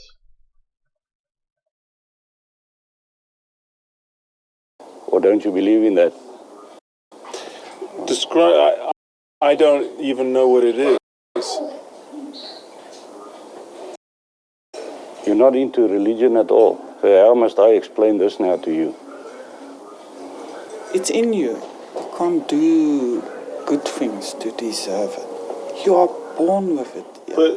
But it's like the idea of the chosen people. That's right. That's right. But that's such a dangerous idea. Because everyone could think they're the chosen people. I mean, it's a... Look, if you want to talk about religion, you've got to decide on what grounds you want to talk about it. And the only grounds I've got to talk about this is the Bible, right? I've got to believe what the Bible tells me, otherwise it's useless believing in any sort of religion. Well, what does the Bible tell you? The Bible tells me that man was created in God's image. In other words, Adam was created in God's image. Well, what's that got to do with being white? Well, I'll tell you. From Adam to Noah, you can draw a direct line. And everybody or anything that wasn't on the ark died off. So the only things that survived and the only humans that survived was on the ark. After Noah, I can draw a direct line to King David, which is the first person that is described in what he looks like. And you can go and read the description of King David, and you will see he was a white man with a reddish complexion and red hair. So, the image of God that Adam was created in was white. It had this uniform on. The rest must have also been on the ark. They couldn't have been part of the humans. They must have been part of the animals. And only... That's a very radical theory, JP. Think so, Nick. So they were animals. You can call them what they like. Their name was translated. Actually, so what were they called? What were they called in the Bible? I can't remember the word. It's a Hebrew word, but it's been translated to diere van die veld. And everywhere you read about the diere van die veld in the Bible, you will see they've got human capabilities. They can touch. They can wear clothes. I don't know. Chimpanzees, no, gorillas. I don't call them monkeys or chimpanzees. What I'm telling you is God created everything he created by speaking a word. Only Adam was created by God with his hands, and he blew his spirit into Adam. And I believe the white skin is a descendant of Adam, directly. It sounds very uncompromising. You've upset. No, he hasn't upset her, but we... Don't believe. That I don't believe. It's terrible. It's terrible.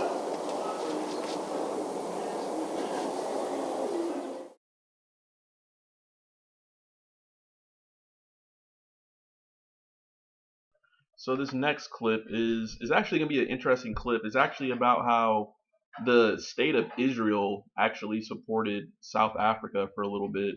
So let me play this clip for you, which is kind of foreshadows, sadly, what's kind of going on in Palestine, really. But let me play this for you.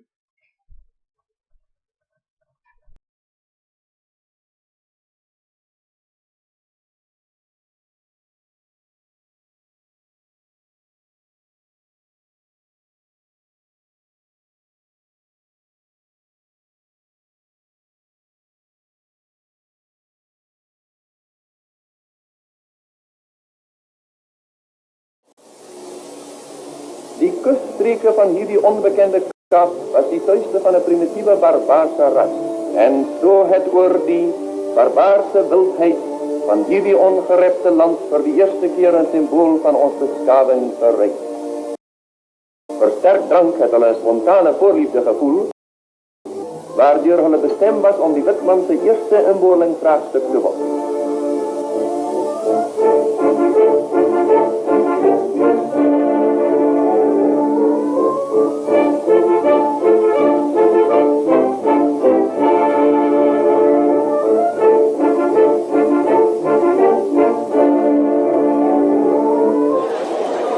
Dr. Hendrik Verwoerd, to Blanche and JP's hero and political inspiration, put the apartheid policy into practice in the 1950s.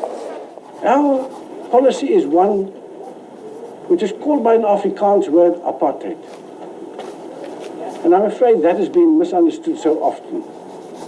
It could just as easily, and perhaps much better, be described as a policy of good neighborliness.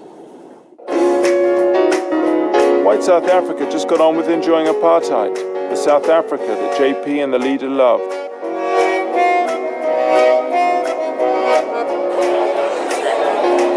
But let's just remind ourselves, our governments, Britain, America, France and West Germany, actually increased their investments once apartheid was declared.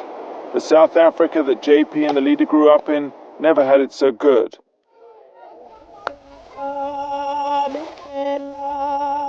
Under apartheid, Verwoerd set up a series of tribal homelands and forced blacks to leave the cities. 13% of the worst farmland went to the black majority.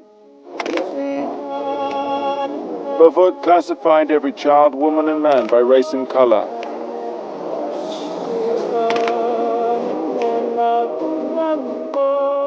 Blacks could only move away from their tribal homelands if they were employed in the white areas.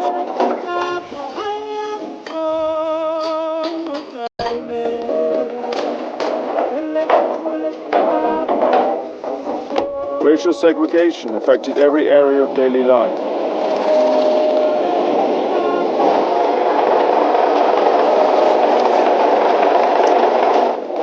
Sharpeville was a taste of things to come. 64 unarmed people shot dead while making a peaceful protest against the pass laws.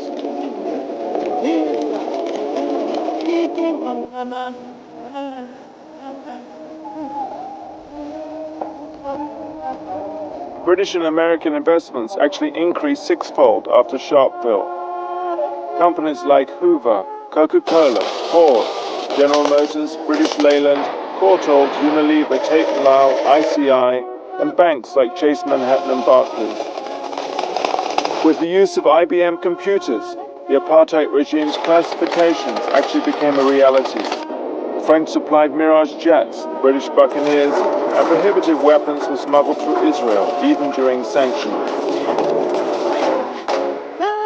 Nelson Mandela was seen as a terrorist by Britain and America.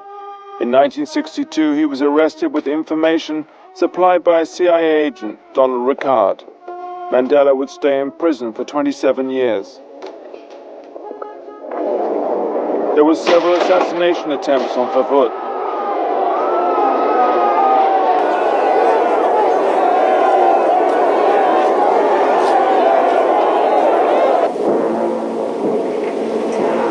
He was finally assassinated in 1966.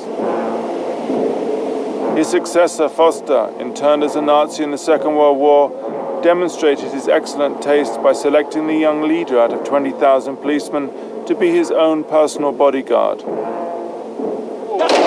Blanche also did his bit, putting down black protests as the apartheid regime became more and more oppressive.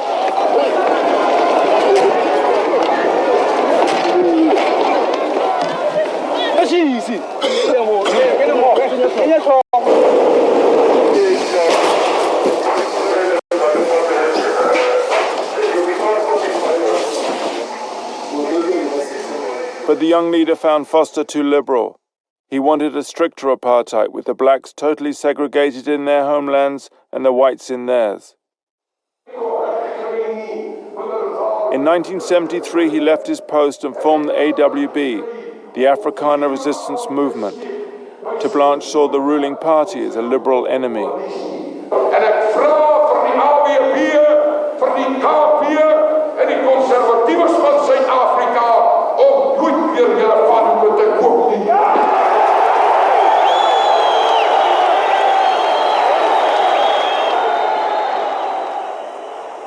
Anita was the one person who wouldn't take any shit from the leader. I really don't think she liked him very much.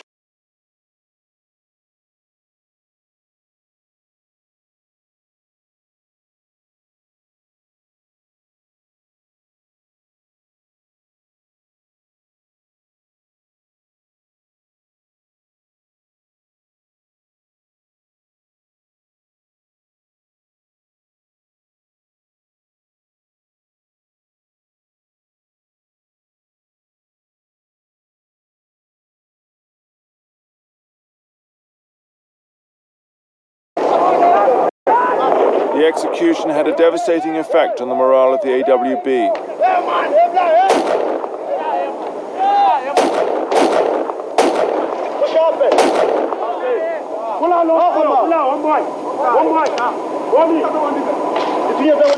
At the hearing for the killings, the black soldier was cleared.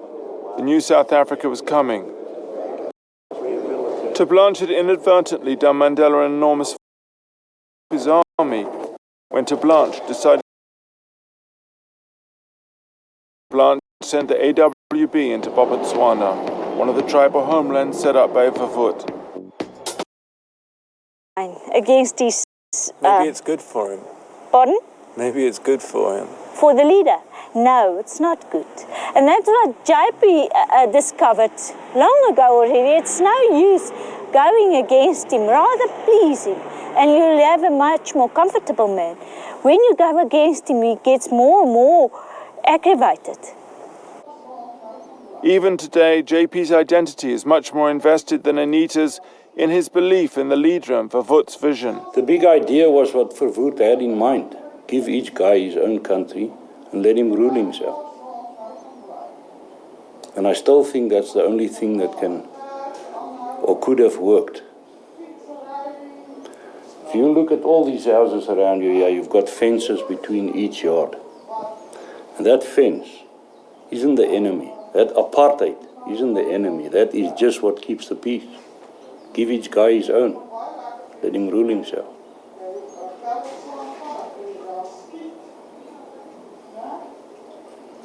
And we've got a big enough country to do that. Yeah, but Ter Blanche really blew his chances of a white homeland or anything else after his terrible behavior in Botswana, in the tribal homeland of Botswana. Yeah, I don't know really what happened at the Bob thing, but there was quite a few other people involved in it as well. In '94, Ter Blanche sent the AWB into Botswana, one of the tribal homelands set up by Verwoerd. The AWB were propping up Mongopie, the black dictator who'd been installed by the apartheid regime.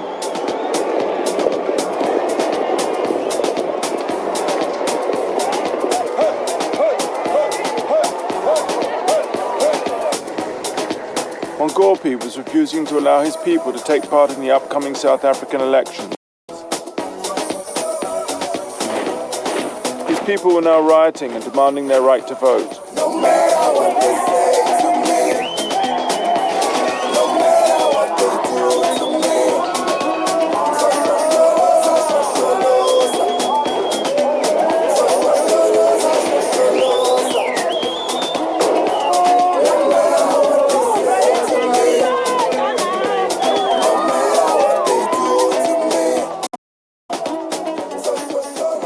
When the rioting broke out, Mongopie had called General Vignon, former head of the South African Army and right-wing leader of the Volksfront, for help. General Vignon had his men gathered at the airport where they were being armed by Mongopie's army when Ter Blanche decided to storm in uninvited. There must be a kind of order. We travelled through Mpumalanga near Kruger Park to visit General Vignon. General Vignon fell out so badly with Ter Blanche over the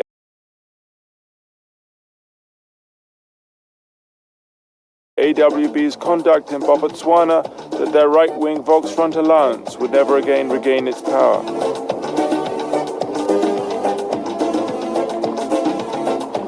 General Vignon was the Afrikaner leader who Mandela most feared.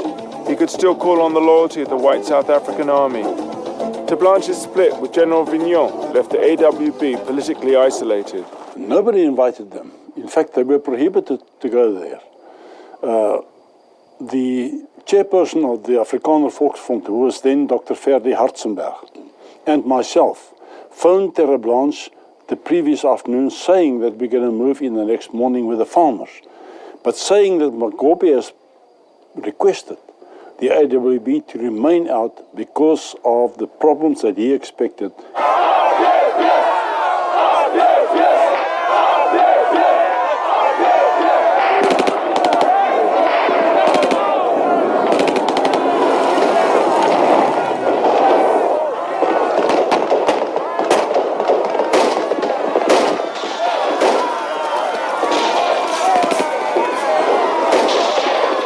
The AWB behaved as though they were on a hunting trip.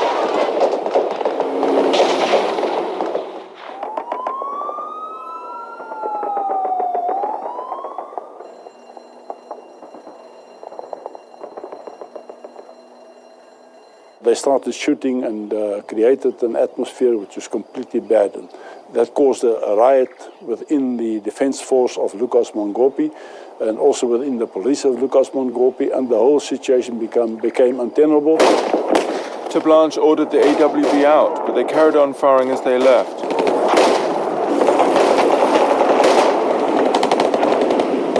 The Botswana army mutinied and returned fire on the AWB convoys.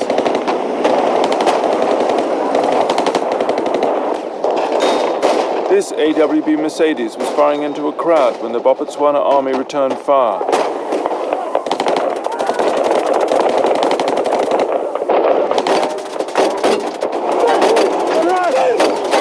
This incident with the blue Mercedes received worldwide coverage in the West.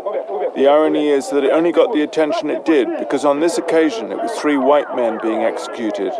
We need the ambulance for this guy that's wounded. Huh? So are you a member of the AWB? Yeah. You're a member of the AWB? Yeah. I can tell you, take your life with me 1 second. You know that. Shit.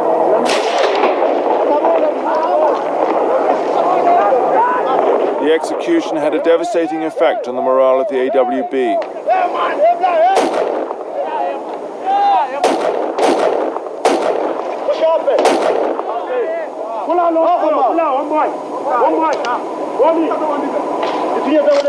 At the hearing for the killings, the black soldier was cleared. The new South Africa was coming. To Blanche had inadvertently done Mandela an enormous favour. It was General Vignon's break from the Volksfront and his participation in the elections that spared South Africa the prospect of civil war.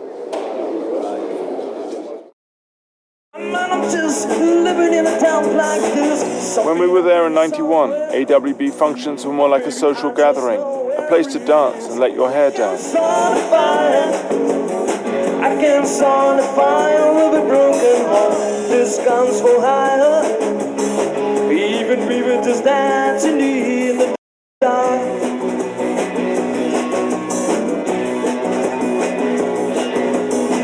Even people just dancing in the dark. Hey, baby! Hi! Hey! Even people just dancing in the dark.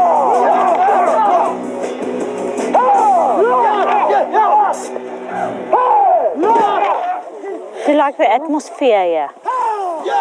It's quite nice.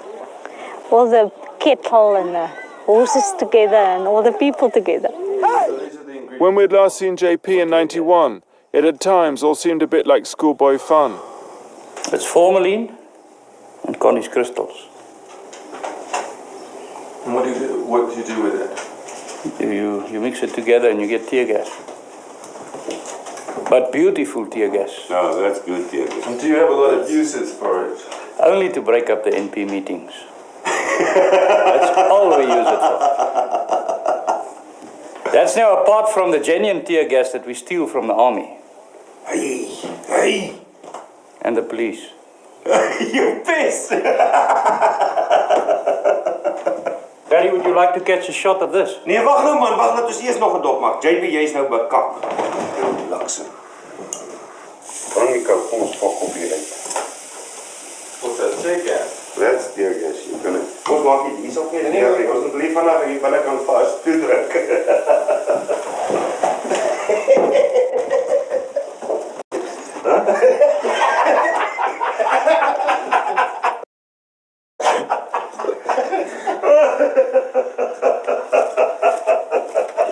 Do you enjoy it?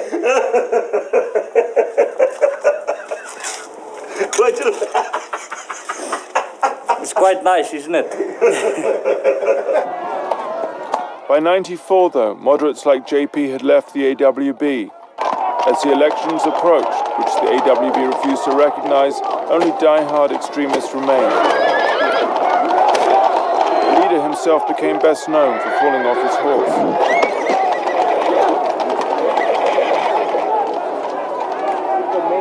The AWB from this point on largely became an underground terrorist organization.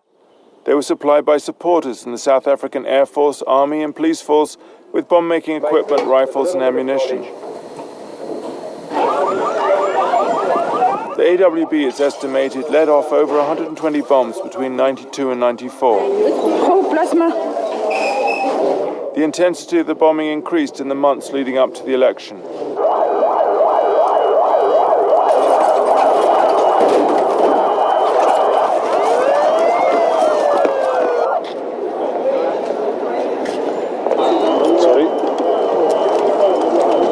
I think there will be more explosions and I think there will be more actions if the government will ignore, according to international law, the just claim of my people to demand some land.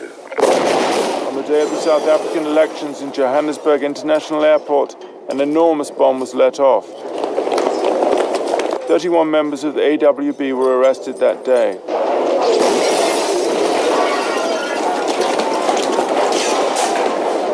Nelson Mandela's own life was threatened by the AWB, who reportedly hired a hitman to kill him before the election. Concentrate on the fact that we have made enormous progress in spite of the attempts of criminals and murderers to derail the process. JP was very close to several of the AWB bombers, who he sees as heroes in the Boer struggle for their own homeland. JP works for this ambulance company. We put our patient on the stretcher here. It's a self-loader, similar to those they use in America. So it's just a matter of pushing the patient into the ambulance, and there you are. Because what I was saying before was, in a sense, you spent your whole life looking after people. Were confined every night after 9 p.m. when they rang the apartheid bell. It's also the place where the leader planted countless bombs. They used to plant bombs in each and every house, in the streets, at schools, you know. So, want to see his changes. And what else did they do? Did they come in here and beat people? Yeah, they did. They did. They did. Can you remember it? Yeah, I do remember it. What do you remember? Tell me what you remember. What I remember is we used to stay in that side. Yeah? So at next door, me and my mom's next door, yeah? They did plant a bomb. So it did explode to our house and then next door's house. So we have nothing. We didn't have a shelter to stay or something, no. We used to sleep in the grass, you know. They blew your house up? Yeah. I was still at school, at primary, in primary school. I was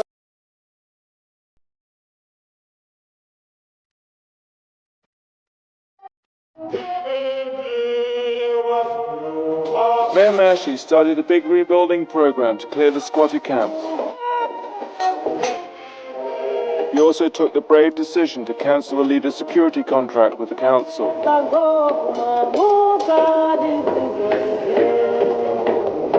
2 weeks later, Mayor Massey disappeared.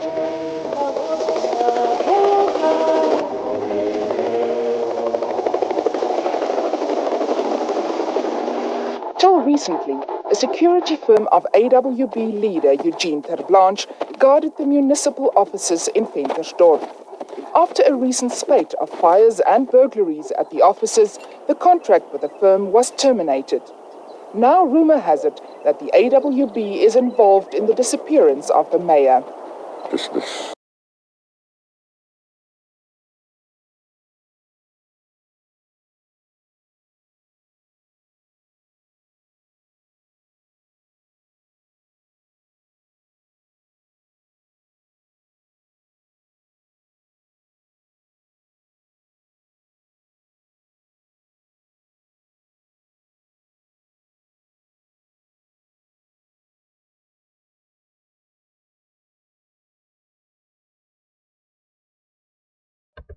Alright, so I'm almost done here. So the last little clips are from another documentary. I just want to show it real quick. And this is about the forced sterilization program of South Africa.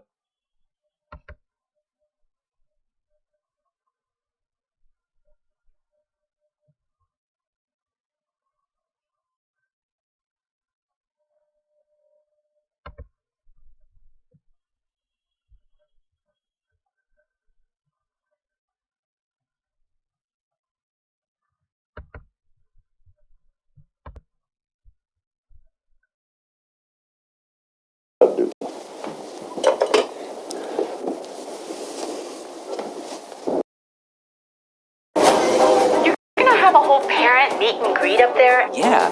I have been here in the house with everyone for a day.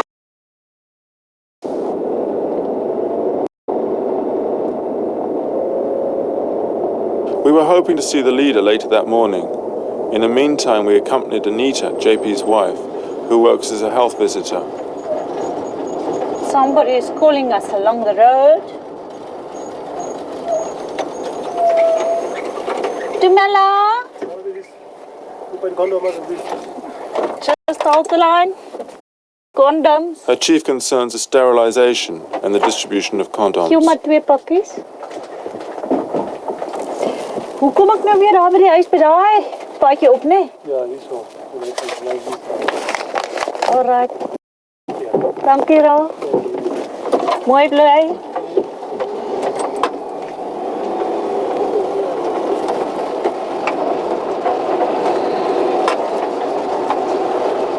That week in Anita's area, they managed to sterilize 60 women.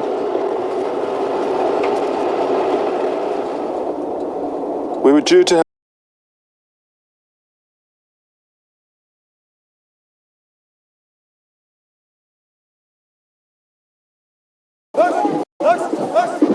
At the school we were told to write to Pretoria, and when we tried to film the girls behind the marching band. Excuse me, we have some, we have still. Johan, the town councillor, the richest man in town, owns a diamond mine and a tractor business by the Black Township. He was the only town official prepared to talk to us. What is prettier than a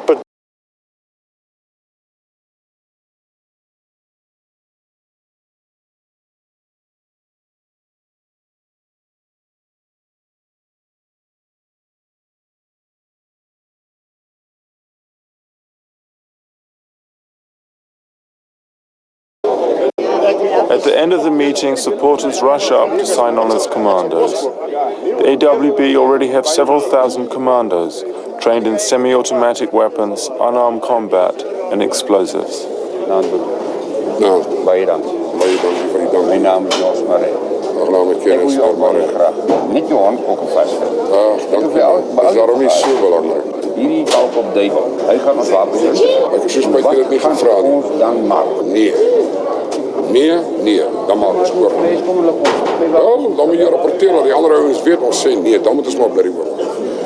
At the time, I had no idea that the leader was illegally advising this man to keep his weapons. Okay, now, I suppose you want to ask me a few questions. Because I want to use this little time to talk to my people. Do you want to ask a few questions? No, we just wanted to film talking to your people. No, but that is not fair. Because my people do not know that they are on camera in Britain when they are not there to defend themselves. Would you like us to stop? If I want you to stop? Well, I think so. I think this is a private it's time when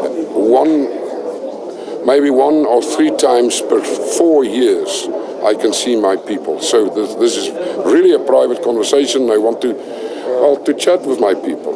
And that is not for broadcasting. Okay.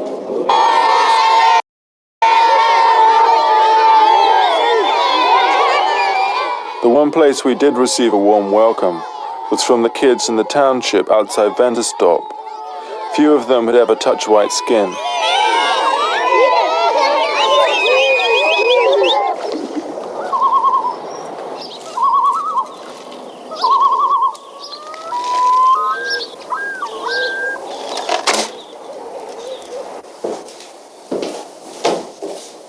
Sê jy kafferkut? Kafferkut. Joe, swart korkie. Why do you call it Afrikaner? Because it's black.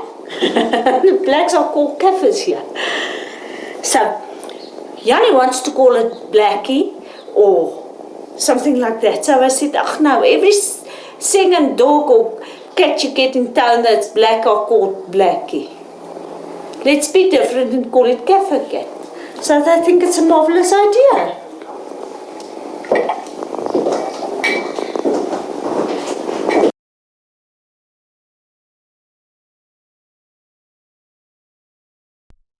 Well, I think I'm just gonna wrap it up after that.